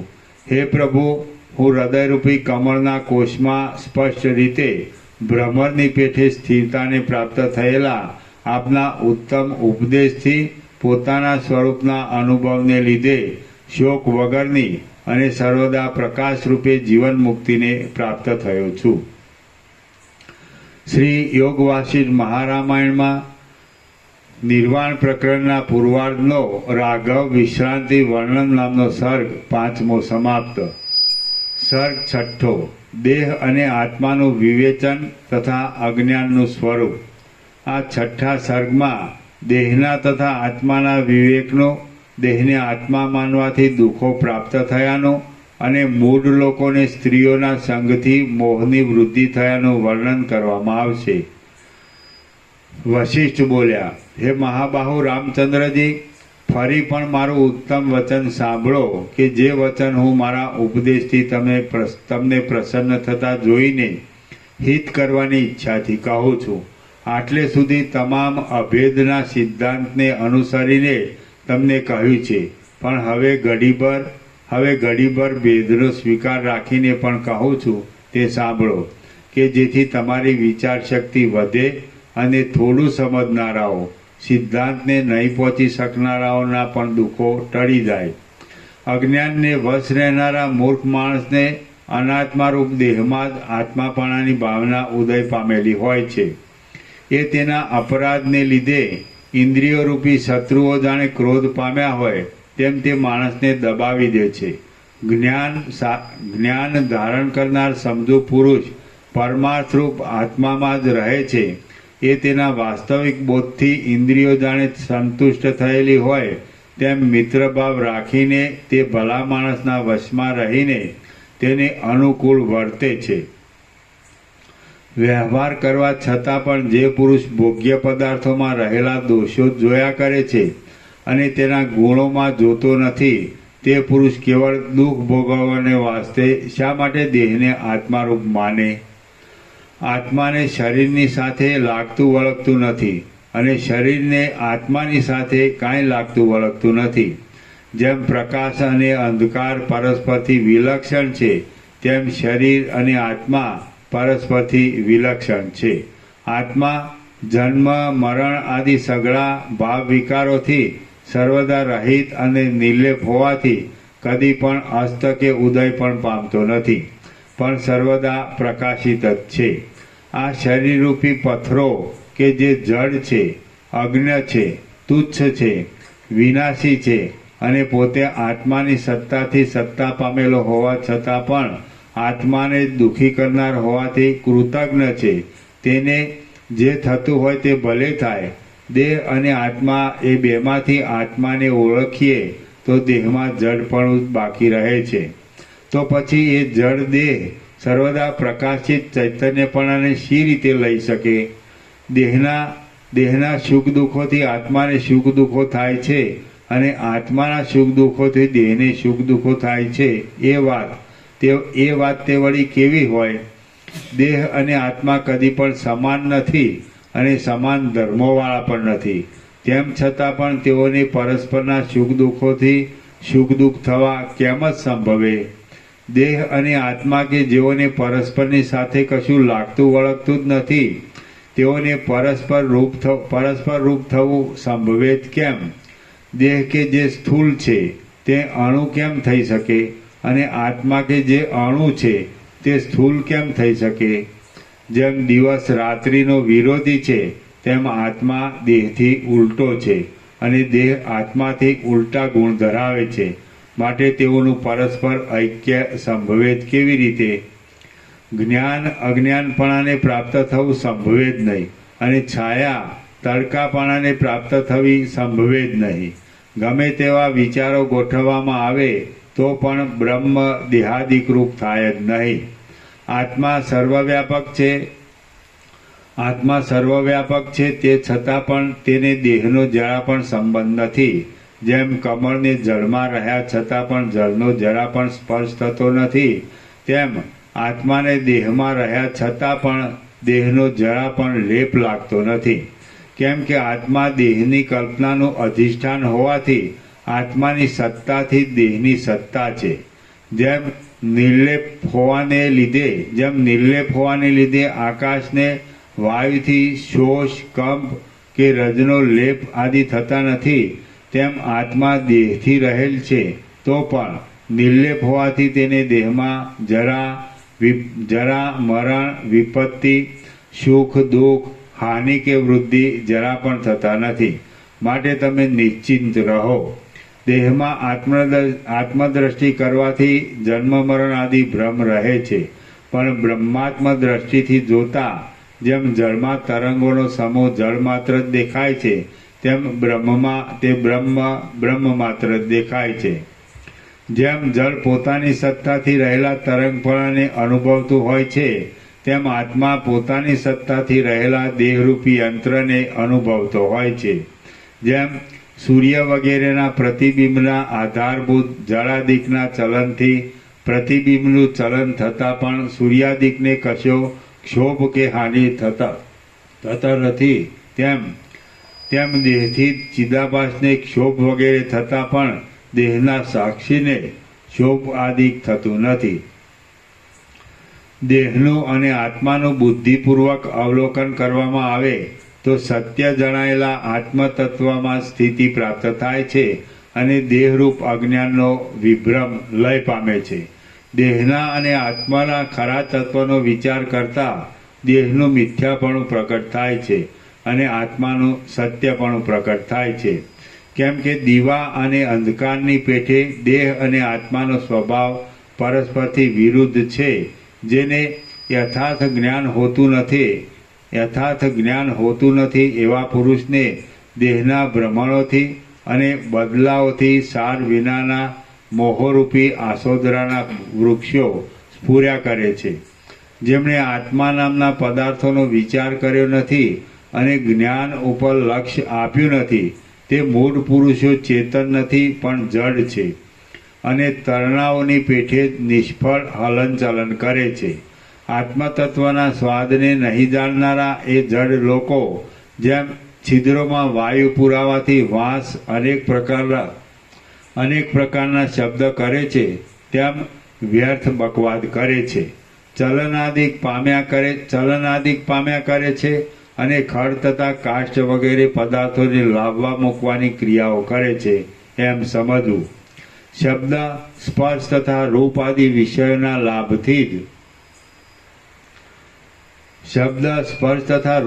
વિષયોના લાભથી પોતાને કૃતાર્થ માનનારા તરંગોની જેમ ચપળ અંગોવાળા અને ભોગરૂપ મદિરાનું અતિશય આગ્રહથી પાન કરનારા એ લોકો જડ છતાં ચેતન જેવા લાગે છે. જેમ નદી વગેરેના મોટા પ્રવાહો અચેતન હોવા છતાં પણ ચપળતા તથા જવા આવવા વગેરે ક્રિયાઓવાળા દેખાય છે, તેમ દુર્બુદ્ધિવાળા લોકો પણ અચેતન હોવા છતાં પણ ક્રિયાઓવાળા દેખાય છે એમ જાણવું. જોકે એ સઘળા દુર્બુદ્ધિ લોકોમાં પણ અવિનાશી ચૈતન્ય રહેલું છે, તો પણ એ લોકો એ ચૈતન્યને જાણતા નથી. તેથી તેઓનું એ ચૈતન્ય મોટી કંગાલ સ્થિતિમાં જ છે. જેમ લુહારની દમણમાંથી નીકળતી ફૂંકો કેવળ ચલનને માટે જ છે, તેમ અજ્ઞાનીના શ્વાસો કેવળ ચલનને માટે જ છે. કેમ કે એ શ્વાસોથી કશો પુરુષાર્થ થતો નથી. જેમ ધનુષ્યના દંડની દોરીમાંથી સાંભળવામાં આવતા ટંકારના શબ્દો બીજાઓના મરણને માટે જ હોય છે, તેમ અજ્ઞાની લોકોના મોઢામાંથી સાંભળવામાં આવતા ટંકારના શબ્દો બીજાઓના મરણને માટે જ છે. એ જ રીતે અજ્ઞાની લોકોના મોઢામાંથી સંભળાતા ગર્જનાના તથા તિરસ્કાર આદિના શબ્દો બીજાઓના મરણને માટે જ છે. મૂઢ માણસની પાસેથી જો કોઈ ફળનો લાભ થાય તો પણ તે લાભ જંગલી ઝાડમાંથી ફળ મળ્યા જેવો છે. મૂઢ માણસની પાસે જે આશરો મળે તે પણ તપી રહેલા પથ્થરની પાટની પાસે વિશ્રામ મળ્યા સમાન છે. મૂઢ માણસનો સમાગમ પણ જંગલના ઝાડના ઠૂઠાણા જેવો છે. મૂઢ માણસને માટે જે કાંઈ કરવામાં આવે તે પણ આકાશને લાકડીઓથી મારવા જેવું છે. એ અધમ માણસને જે વસ્તુ આપવાની ધારવામાં આવે તે વસ્તુ કાદવમાં શા માટે ફેંકી દેવામાં આવતી નથી? એ માણસની સાથે જે વાતચીત કરવામાં આવે તે આકાશમાં કૂતરાને બોલાવા સમાન છે. અજ્ઞાન એ જ આપદાઓનું ઠેકાણું છે. અજ્ઞાનીને કંઈ આપદા પ્રાપ્ત થતી નથી. આ સંસારનો પ્રવાહ અજ્ઞાનીઓની ગફલતમાંથી ચાલ્યા કરે છે. જેમ હળ ઉપર ઢેફા પડ્યા કરે છે અને ઉડ્યા કરે છે, તેમ અજ્ઞાની ઉપર ઉગ્ર દુઃખો અને દ્રઢ સુખો વારંવાર પડ્યા કરે છે અને પાછા ઉડ્યા કરે છે. શરીર, ધન અને સ્ત્રી ઇત્યાદિની ઉપર ભરોસો રાખ્યા કરતા અજ્ઞાની પુરુષનું આ સંસારરૂપી નીચ દુઃખ કદી પણ શાંત થતું નથી. આ નીચ દેહ કે જે અનાત્મા છે તેને આત્મા માનવામાં આવે તો સઘળી ખોટી સમજણરૂપ માયા કદી પણ નાશ પામતી નથી.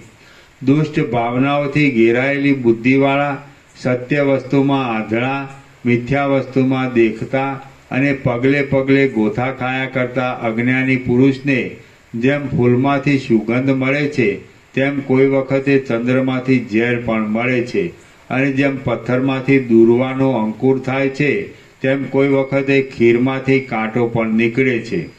દેહરૂપી શિમળાના ઝાડની બખોલમાં સર્પિણીઓની જેમ રહેનારી અને મનરૂપી હાથીને જકડીને બાંધનારી મૂર્ખ માણસની આશાઓ સારી રીતે ખેડેલા ખેતરમાં વાવેલી ડાંગરની જેમ ઘણા ફળો કૌંસમાં દુઃખો આપ્યા કરે છે. જેમ મયુરી ઢેલ પ્રેમથી મેઘની રાહ જોયા કરે છે તેમ નરકની ભૂમિ પાપોરૂપી સર્પોથી વીંટાયેલા અજ્ઞાની માણસની રાહ જોયા કરે છે. જેના ચપળ નેત્ર ભ્રમર જેવા છે અને જેના હાલતા હોઠ પાન જેવા છે એવી હાવભાવ કરતી સ્ત્રી લતાની જેમ મૂર્ખ માણસને માટે જ પેદા થઈ છે. સંકલ્પરૂપી ચપળ પલ્લવોવાળું અને ચંચળ છાયાવાળું રાગરૂપી પરવાળાનું દુષ્ટ વૃક્ષ અજ્ઞાનીના હૃદયરૂપી ભૂમિકામાં જ રહે છે. ગાઢ નિશ્વાસોરૂપી ધુમાડાવાળો, શસ્ત્રો જેવા તીક્ષ્ણ દાંતોરૂપી ઉંબાડિયાવાળો અને કાયાને બાળી નાખનારો દ્વેષરૂપી દાવાનળ અજ્ઞાનીના હૃદયરૂપી જળ વિનાના પ્રદેશમાં સળગ્યા કરે છે. પરાઈ નિંદાઓરૂપ પલ્લવોવાળી અને ચિંતાઓરૂપી ભ્રમરોવાળી ઈર્ષ્યારૂપી કમલીની અજ્ઞાનીના મચ્છરથી ભરેલા મનરૂપી સરોવરમાં અત્યંત પ્રફુલ્લિત થાય છે. જેમ સમુદ્રમાં નિરંતર તરંગ અને મોજા આવવાથી તે સમુદ્ર તરંગ અને મોજાના આકારરૂપી થાય છે અને પોતાની અંદર વડવાગ્નિ રાખે છે, તેમ સુખ દુઃખરૂપી ઉભરા અને તરંગો આવવાથી આ મનુષ્ય પણ સુખ દુઃખ સ્વરૂપ બનીને અનેક જન્મ મરણને આધીન થાય છે. અનેક જન્મ મરણ રૂપી આધીન થાય છે, જન્મ મરણને આધીન થાય છે. મૂળ પુરુષને જ વારંવાર જન્મથી બાળકપણું, બાળકપણાથી જુવાનપણું, જુવાનપણાથી જરા અને જરાથી મરણ પ્રાપ્ત થયા કરે છે. જગતરૂપી આ જૂના રેટના યંત્રમાં પ્રારબ્ધરૂપી દોરીથી બંધાયેલો મૂળ પુરુષરૂપી ગઢો વારંવાર ઊંધોચત્તો કૌંસમાં જન્મ મરણ પામ્યા કરે છે, વારંવાર ઊંધોચત્તો થયા કરે છે. જે આ તુચ્છ જગત તત્વવેત્તા પુરુષને ગાયના પગલાના ખાબોચિયા જેવું લાગે છે તે જ જગત અજ્ઞાનીને અનંત અને બહુ જ ઊંડું લાગે છે. જેમ પાંજરામાં પડેલી પક્ષીણીઓ દૂર થઈ જઈ શકતી નથી તેમ પેટ ભરવાની ખટપટમાં પડેલી આંધળા જેવા મૂળ પુરુષની વિચાર શક્તિઓ દૂર પહોંચી શકતી નથી. જેમ ઘણા ભાર ભરી કાદવના માર્ગમાં જવાથી રથના પૈડા ખૂંચી જાય છે તેમ બહારની વાસનાઓથી મન દબાઈ જાય છે. તેથી તેની ઇન્દ્રિયો નિર્બળ થઈ જાય છે અને હૃદયની વચલી કુંડલી જાગી શકતી નથી. અજ્ઞાનરૂપી શિકારીએ રાખરૂપી મૃગિયાના વ્યસનને લીધે ઇન્દ્રિયોરૂપી ગીધોને માટે સંસારરૂપી જંગલમાં દૂર દૂર માંસના પિંડોની જેમ હિમાલયાદી માટીના પુંજમય પર્વતો અને મનુષ્ય તથા પશુ આદિ માંસમય પ્રાણીઓ ગોઠવી મૂકેલા છે કે જેઓ મોહથી ભોગ્ય પદાર્થો રૂપે જોવામાં આવે છે. વિચિત્ર નામરૂપોથી અપાર રીતે રંગાયેલું ઘણા સંકલ્પોની કલ્પનારૂપી કલ્પવૃક્ષ અત્યંત મિથ્યા પદાર્થોથી પણ સઘળાઓની કામનાઓને પૂરે છે એ ભારે અદ્ભુત છે. આ સંસારરૂપી વનખંડમાં અજ્ઞાનને લીધે જ જગતરૂપી જૂના પાંદડાની પરંપરાઓ પથરાયેલી છે. જન્મરૂપી નવા પલ્લવો થયા કરે છે. કર્મોના સમૂહોરૂપી કળીઓ વારંવાર લાગ્યા કરે છે. વૈભવોની શોભારૂપ મંજરીઓ ખીલ્યા કરે છે. પુણ્ય તથા પાપોરૂપી ફળો ઉત્પન્ન થયા કરે છે અને વિચિત્ર રચનાઓવાળા ઘણા ઘણા કામી લોકોરૂપી પક્ષીઓ બેસતા, શોભતા, પેસતા તથા વિલાસો કરતા જોવામાં આવે છે. આ સંસારરૂપી વનખંડમાં અજ્ઞાનરૂપી ચંદ્રના ઉદયથી જ સ્ત્રીઓરૂપી ઔષધિઓ વિકાસ પામીને ભારે શોભા પામેલી છે. જન્મોના સમૂહરૂપી કળાઓથી ભરપૂર વિવેકરૂપી સૂર્યાસ્તના સમયમાં ઉદય પામનારો, બ્રહ્મરૂપી આકાશમાં પ્રકાશતો અને દુર્દશારૂપી રાત્રિનો સ્વામી અજ્ઞાનરૂપી ચંદ્રમાં ખોટા ભારે ચમત્કારો દેખાડે છે. વાસનાઓરૂપી મિથ્યા અમૃતથી ભરેલા આશાઓરૂપી ચકોરોને પુષ્ટ કરનારા અને ચિત્તરૂપી ચંદ્રકાંત મણીને આર્દ્ર રાખનારા અજ્ઞાનરૂપી ચંદ્રના પ્રભાવથી જ કામી પુરુષોરૂપી રાજહંસોને વિલાસ આપનારી હિમના જેવા શીતળ અંગોવાળી અને નેત્રોવાળી ચપળ ભ્રમરોવાળી હિમના જેવા શીતળ અંગોવાળી અને નેત્રોરૂપી ચપળ ભ્રમરોવાળી સ્ત્રીઓરૂપી કુમુદિનીઓ મનોહર લાગે છે. કેશ પાશરૂપી અંધકારોના પ્રાબલ્યવાળી હોવાને લીધે કૃષ્ણ પક્ષની રાત્રિઓ જેવી અને શોભી રહેલા સ્તનોરૂપી ધોળા વાદળા હોવાને લીધે શુક્લ પક્ષની રાત્રિઓ જેવી સ્ત્રીઓ મનનું આકર્ષણ કરે છે. એ અજ્ઞાનની જ વિભૂતિ છે. હે રામચંદ્રજી, વિષયોમાં જે આરંભમાં જ મધુરપણું, પરિણામે અનર્થ કરનારું પરિમિતપણું અને સઘળી સ્થિતિમાં ક્ષણભંગુરપણું છે, એ સઘળા અજ્ઞાનરૂપી વૃક્ષના અનેક આકારોવાળા મોટા ફળો ફેલાયેલા છે. શ્રી યોગવાસિષ્ઠ મહારામાયણમાં નિર્વાણ પ્રકરણના પૂર્વાદનો મોહ મહાત્મ્ય નામનો સર્ગ 6 સમાપ્ત.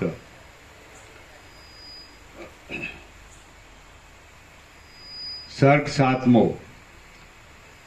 કામાદિકના અધ્યાસથી થતા અજ્ઞાનનું વર્ણન. આ 7મા સર્ગમાં કામાદિકને લીધે અનર્થોમાં અર્થબુદ્ધિ કરાવનારી અજ્ઞાનની વિભૂતિઓનું વિસ્તારથી વર્ણન કરવામાં આવશે. વશિષ્ઠ બોલ્યા, મોતીના હારોથી નમી રહેલી અને રત્નોથી શણગારેલી સ્ત્રીઓ મદરૂપી ચંદ્રનો ઉદય થતાં ભરતી પામેલા કામદેવરૂપી ક્ષીરસાગરની લહરીઓના જેવી લાગે છે. એ અજ્ઞાનનો જ મહિમા છે. સ્ત્રીઓના ગાલોની ઉપર નખરા કરતી દ્રષ્ટિઓ સોનેરી રંગના કમળોની ઉપર રહેલા ચપળ ભ્રમરોના સમૂહની શોભાને ધારે છે. એ પણ અજ્ઞાનનો જ મહિમા છે. વસંત ઋતુમાં વૃક્ષોની ઉપર તથા બગીચાઓની ભૂમિઓમાં જાણે કામદેવના દાસ હોય તેમ કામી લોકોને ઉન્મત્ત કરી દેનારા પુષ્પો મનોહર લાગે છે. એ પણ અજ્ઞાનનો જ મહિમા છે. સ્ત્રીઓના અંગો કે જે વાઘ, ગીધ, શિયાળવા તથા કૂતરાને આહારના કામમાં આવે એવા છે, તેઓને કવિ લોકો ચંદનની તથા કમળની ઉપમા આપે છે. તે પણ અજ્ઞાનનો જ મહિમા છે. જેમ લોહી વગેરેની દુર્ગંધ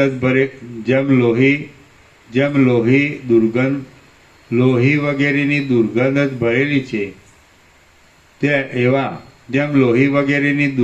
ભરેલી છે, એવા સ્ત્રીઓના સ્તનોને સોનાના કળશો જેવા, કમળોની કળીઓ જેવા અને બીજોરા જેવા માની લેવામાં આવે છે. એ પણ અજ્ઞાનનો જ મહિમા છે. સ્ત્રીઓની લાળથી ખરડાયેલા હોઠ નામના માંસના ટુકડાને અમૃતની, ચંદ્રના રસના ધરાની, મધની કે પાકા ગિલોડાની અને આસમના રસની ઉપમા આપવામાં આવે છે. એ પણ અજ્ઞાનનો જ મહિમા છે. સ્ત્રીઓના નાની ગાંઠોના આકારે રહેલા હાથના તીક્ષ્ણ અણીવાળા હાડકાના ખીલાઓને સારા કવિઓ પણ સુંદર બાહુલતા આદિ મોટા શબ્દોથી વર્ણવે છે. એ પણ અજ્ઞાનનો જ મહિમા છે. સ્ત્રીઓની સાથળોને કેળની ઉપમા અપાય છે. તેમજ પ્રૌઢ સ્તન અને કટીમેખલાને કામદેવના દરબારના તોરણોની ઉપમા અપાય છે. એ પણ અજ્ઞાનનો જ મહિમા છે. લક્ષ્મી પહેલી મીઠી લાગે છે, પણ પછી તેનાથી રાગદ્વેષ જેવી ખટપટો વધે છે. વળી તે ક્ષણભંગુર છે અને બધાની પાસે સરખી રીતે રહેતી નથી, તેમ છતાં તેવી લક્ષ્મીની ઈચ્છા થાય છે, એ પણ અજ્ઞાનનો જ મહિમા છે. મનમાં સેંકડો પ્રકારના સુખ દુઃખ પ્રગટ થાય છે અને તેમાં સારા નરસા કર્મોના ફળરૂપ લક્ષ્મી મળ્યા કરે છે, એ પણ અજ્ઞાનનો જ મહિમા છે. અમુક કામ કરવાથી અમુક ફળ મળશે તેવા કર્મકાંડના આશાવાળા વચનો છે, જે કરોળિયાની ઝાડની માફક ક્ષણમાં તૂટી જનારા અને રાગ તેમજ કામનાના બંધનમાં નાખનારા છે, એ પણ અજ્ઞાનનો જ મહિમા છે.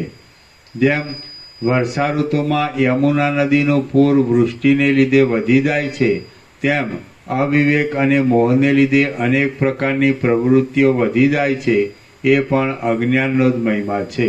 અંતઃકરણને પણ કડવું કરી નાખનારો અને અનેક પ્રકારના દુઃખો નાખનારો જન્મ મરણરૂપી અતિ વિષનો રસ લોકોની અરુચિ છતાં પણ વધ્યા કરે છે, એ પણ અજ્ઞાનનો જ મહિમા છે.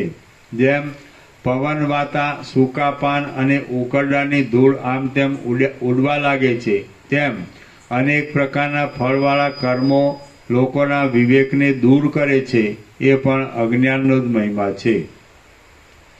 અનંત બ્રહ્માંડોરૂપી પાકેલા ફળોને ખાયા કરવા છતાં પણ જેનું પેટ ભૂખ્યું ને ભૂખ્યું જ રહે છે, એવો આ કાળ એમને એમ સેંકડો કલ્પો વીતી ગયા છતાં પણ તૃપ્ત થતો નથી, એ પણ અજ્ઞાનનો જ મહિમા છે.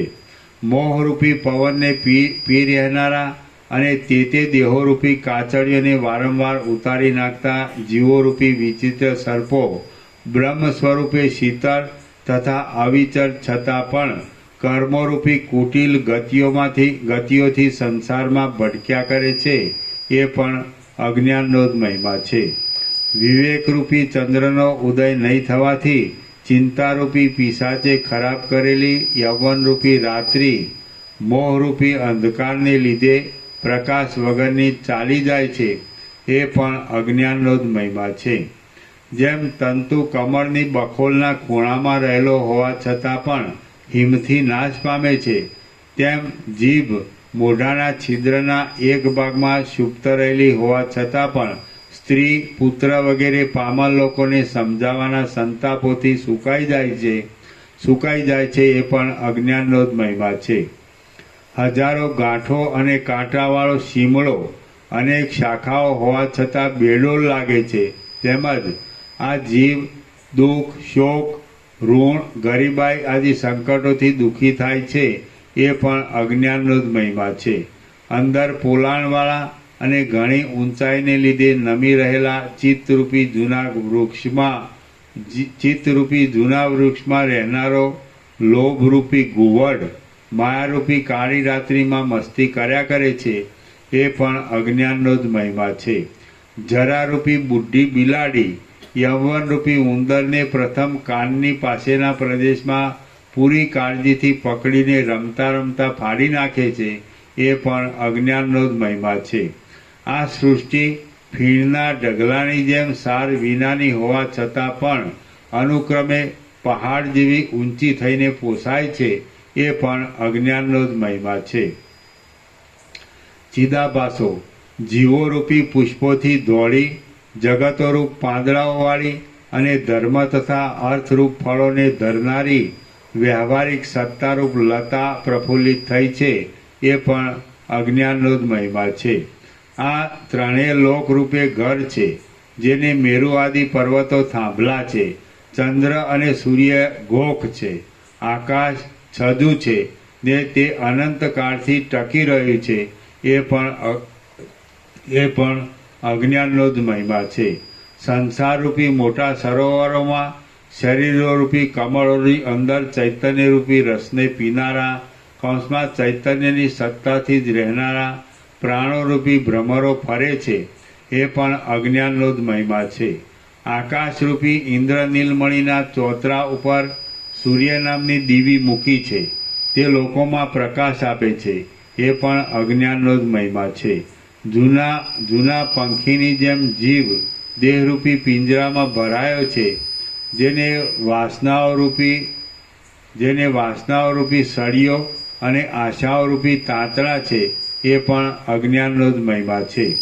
જેમાંથી પ્રાણીઓના સમૂહરૂપી પાંદડાઓની પરંપરા નિરંતર ખરતી જાય છે. એથી અનાદિકાળની આ સંસારરૂપી લતા પ્રાણવાયુના આધારે ડોલ્યા કરે છે. એ પણ અજ્ઞાનનો જ મહિમા છે. સૃષ્ટિના અમુક કાળ સુધી રાજી રહેનારા કેટલાય કુલીન પુરુષો પોતાના પુણ્યોના પ્રભાવને લીધે ઉગ્ર નરકોરૂપી કાદવમાં પડવાના ભયને દૂર કરી ઘડીભર પોતાને મળેલી સારી જગ્યાએથી ખસવાના નથી એવો નિશ્ચય કરે છે. એ પણ અજ્ઞાનનો જ મહિમા છે. ચંદ્રના અમૃતનું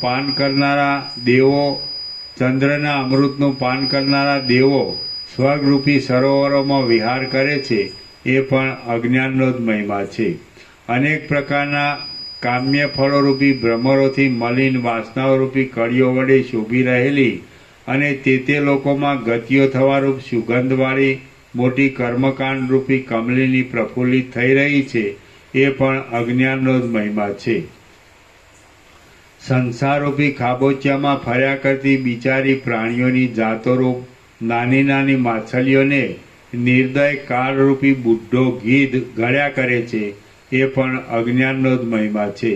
તરંગોના ફીણોની પંક્તિની જેમ એની એ જ હોવા છતાં જાણે બીજી જ હોય એમ લાગતી સંસારની ક્ષણભંગુર વિચિત્રતા ચંદ્રની કળાની પેઠે રોજ રોજ નોખા પ્રમાણવાળી ઉદય પામે છે.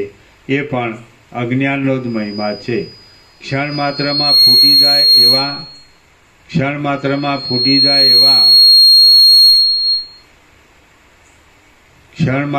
ફૂટી જાય એવા પ્રમાણવાળી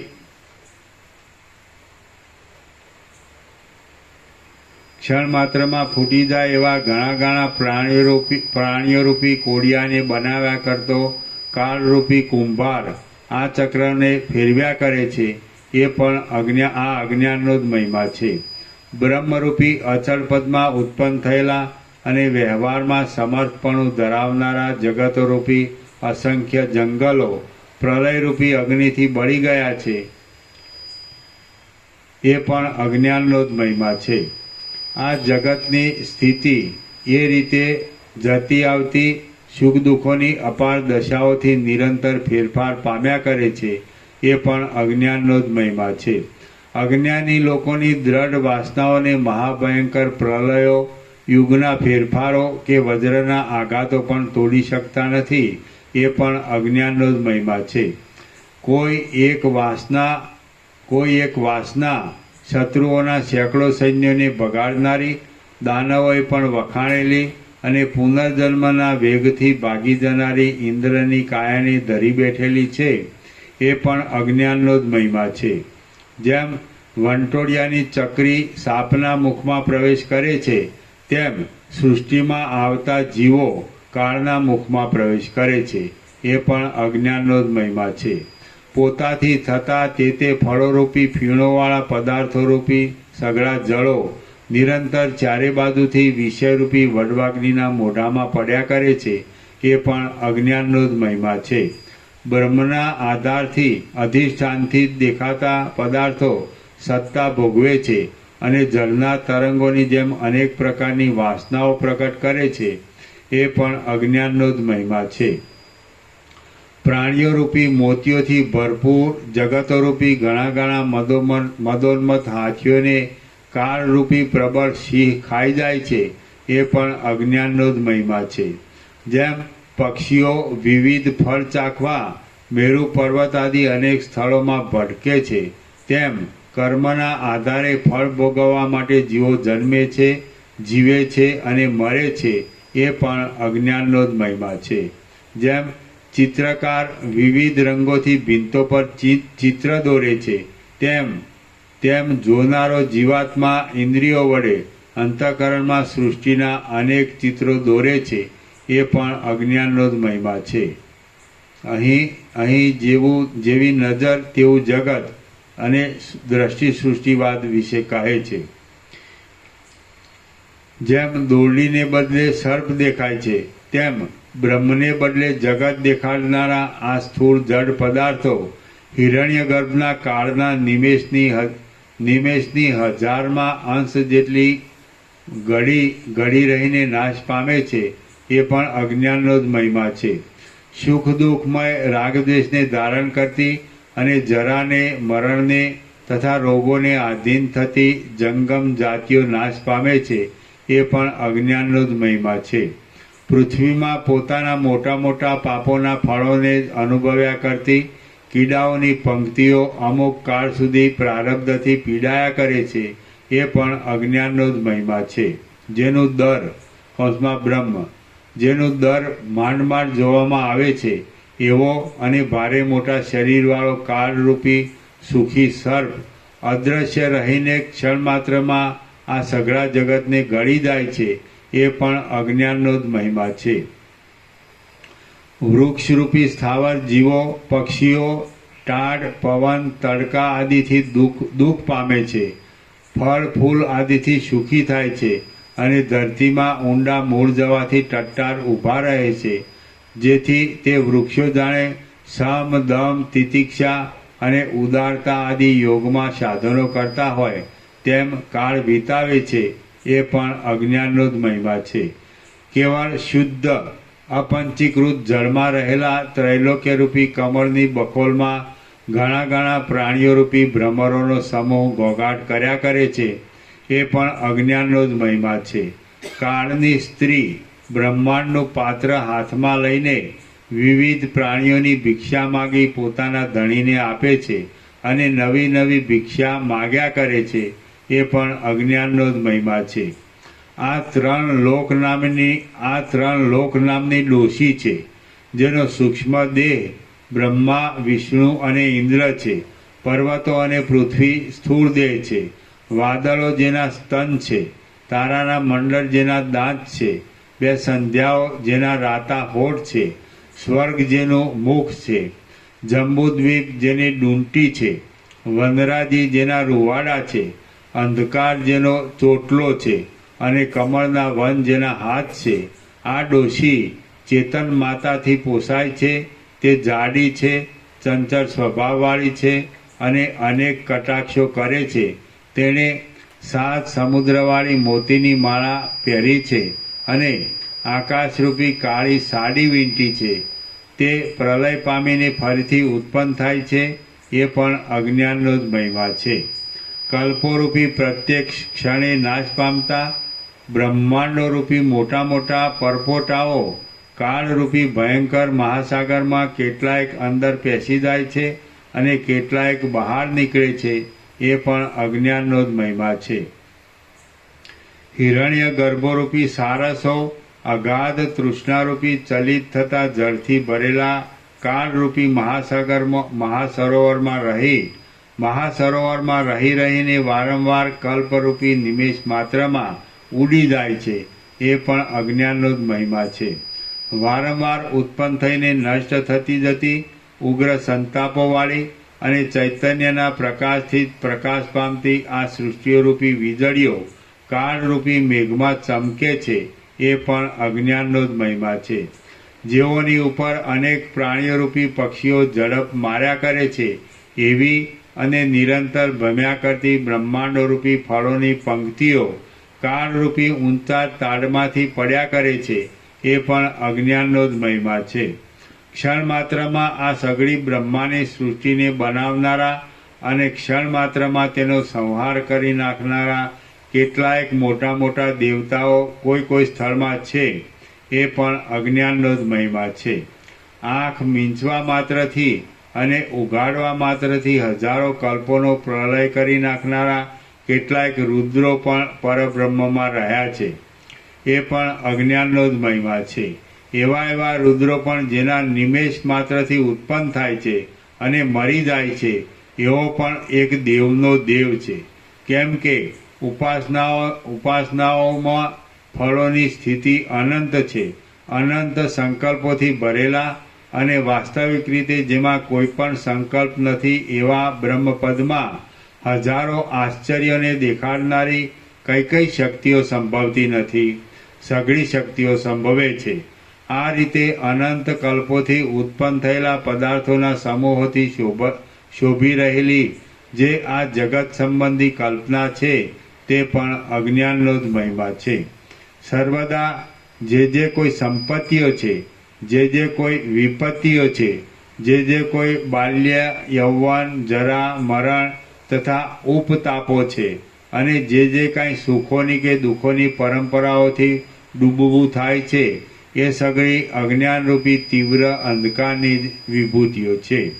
શ્રી યોગવાસિષ્ઠ મહારામાયણમાં નિર્વાણ પ્રકરણના પૂર્વાર્ધનો અજ્ઞાન મહાત્મ્ય નામનો સર્ગ 7મો સમાપ્ત.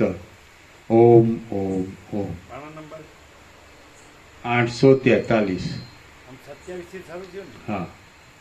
પ્રસાદ આપી દો.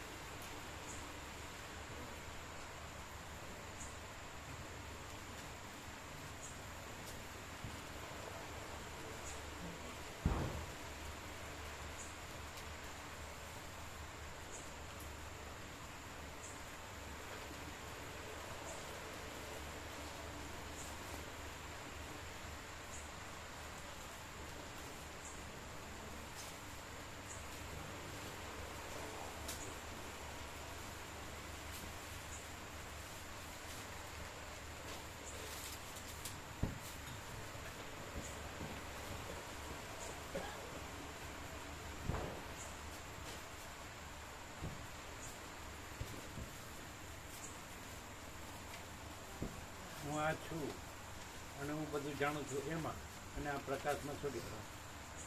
પ્રકાશમાં પ્રકાશ જ છે ને પ્રકાશમાં હું આ અને હું આ જાણું છું એ બધું એવું કાંઈ ધર્મૂળ થયું જ નથી.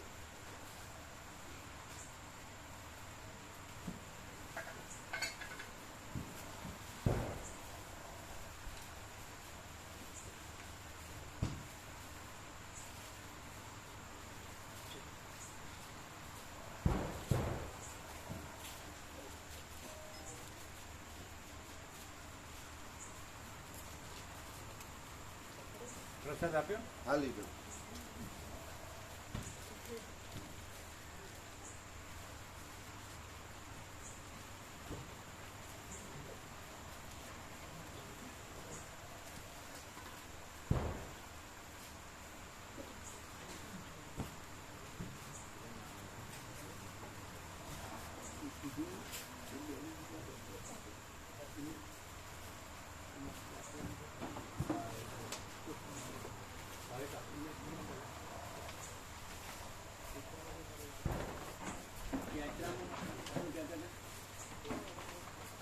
યાત્રામાં વેટિંગ છે પ્રભુ યાત્રામાં આવવાની પ્રભુનું વેટિંગ છે યાત્રામાં એમની ઈચ્છામાં કે વેટિંગ છે. નામ લખી લો 2 જણને, તમારા એકલાને નામ લખી લો. વેટિંગ બાબુ હા લખી લો. એટલે કેટલા થયા વેટિંગમાં? કેટલા થયા? વેટિંગમાં વેટિંગ બાબુ 4 વેટિંગમાં છે. 4 ને આ 5 થશે એમ ને. હા. કોણ કોણ છે? એક તો શામજી પ્રભુ, પછી વિનોદ પ્રભુ અને મહેસાણા બે મહેસાણા સોમા પ્રભુ સોમાળ પ્રભુના 2 અને માતા 5મા લખી લે. શું નામ ભાવિકા માતા મુંબઈ. ફોન નંબર લખો. ફોન નંબર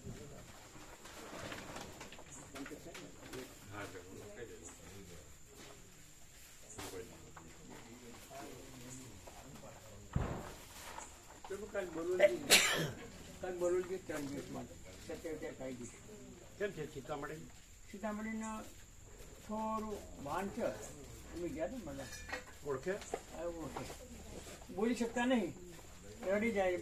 થોડું ભાન આવે ને રડી જાય ને બીજું ભગવાન દર્શન માટે આવું છે ને બહુ લાભ સરસ થઈ ગયો. ગાંડા પ્રભુ ભાવ ભાવ સરસ ભાવ છે. આમ પ્રસાદ તો આપતા છે ને? હા અત્યારે તો પ્રભુ પેલી નળીથી આપે છે. પણ શક્તિ રહે એવું. હા શક્તિ એવું બધું.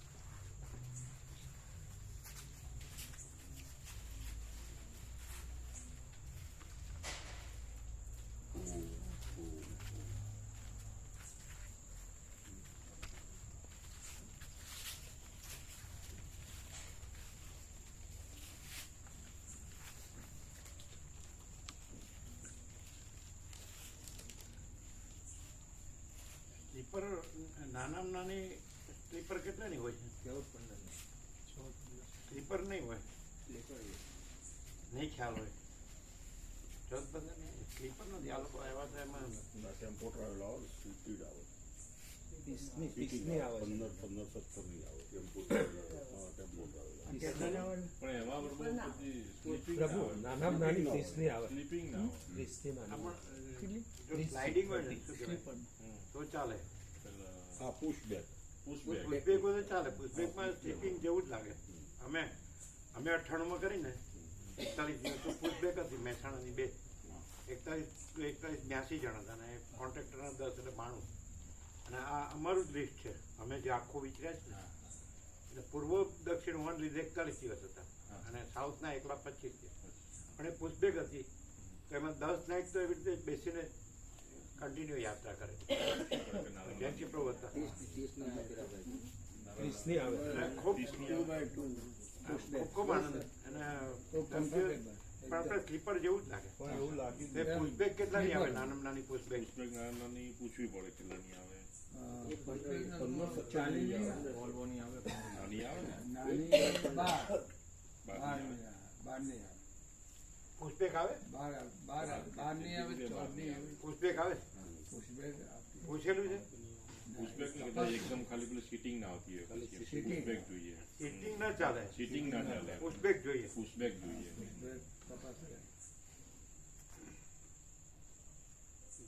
એ તપાસ કરવી પડે bro. હમ. કોઈને પૂછીને. તો શું એ પણ પુષ્પેક હોય તો ચાલે હા પુષ્પેક ચાલે એમાં સ્લીપર જેવું જ લાગે હા સ્લીપર.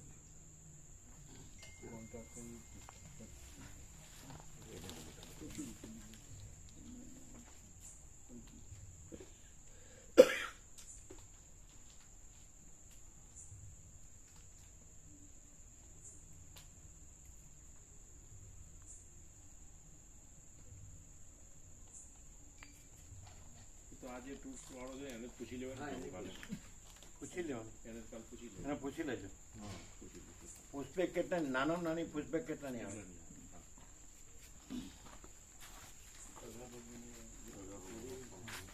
આ લઈ લેજો હો બધું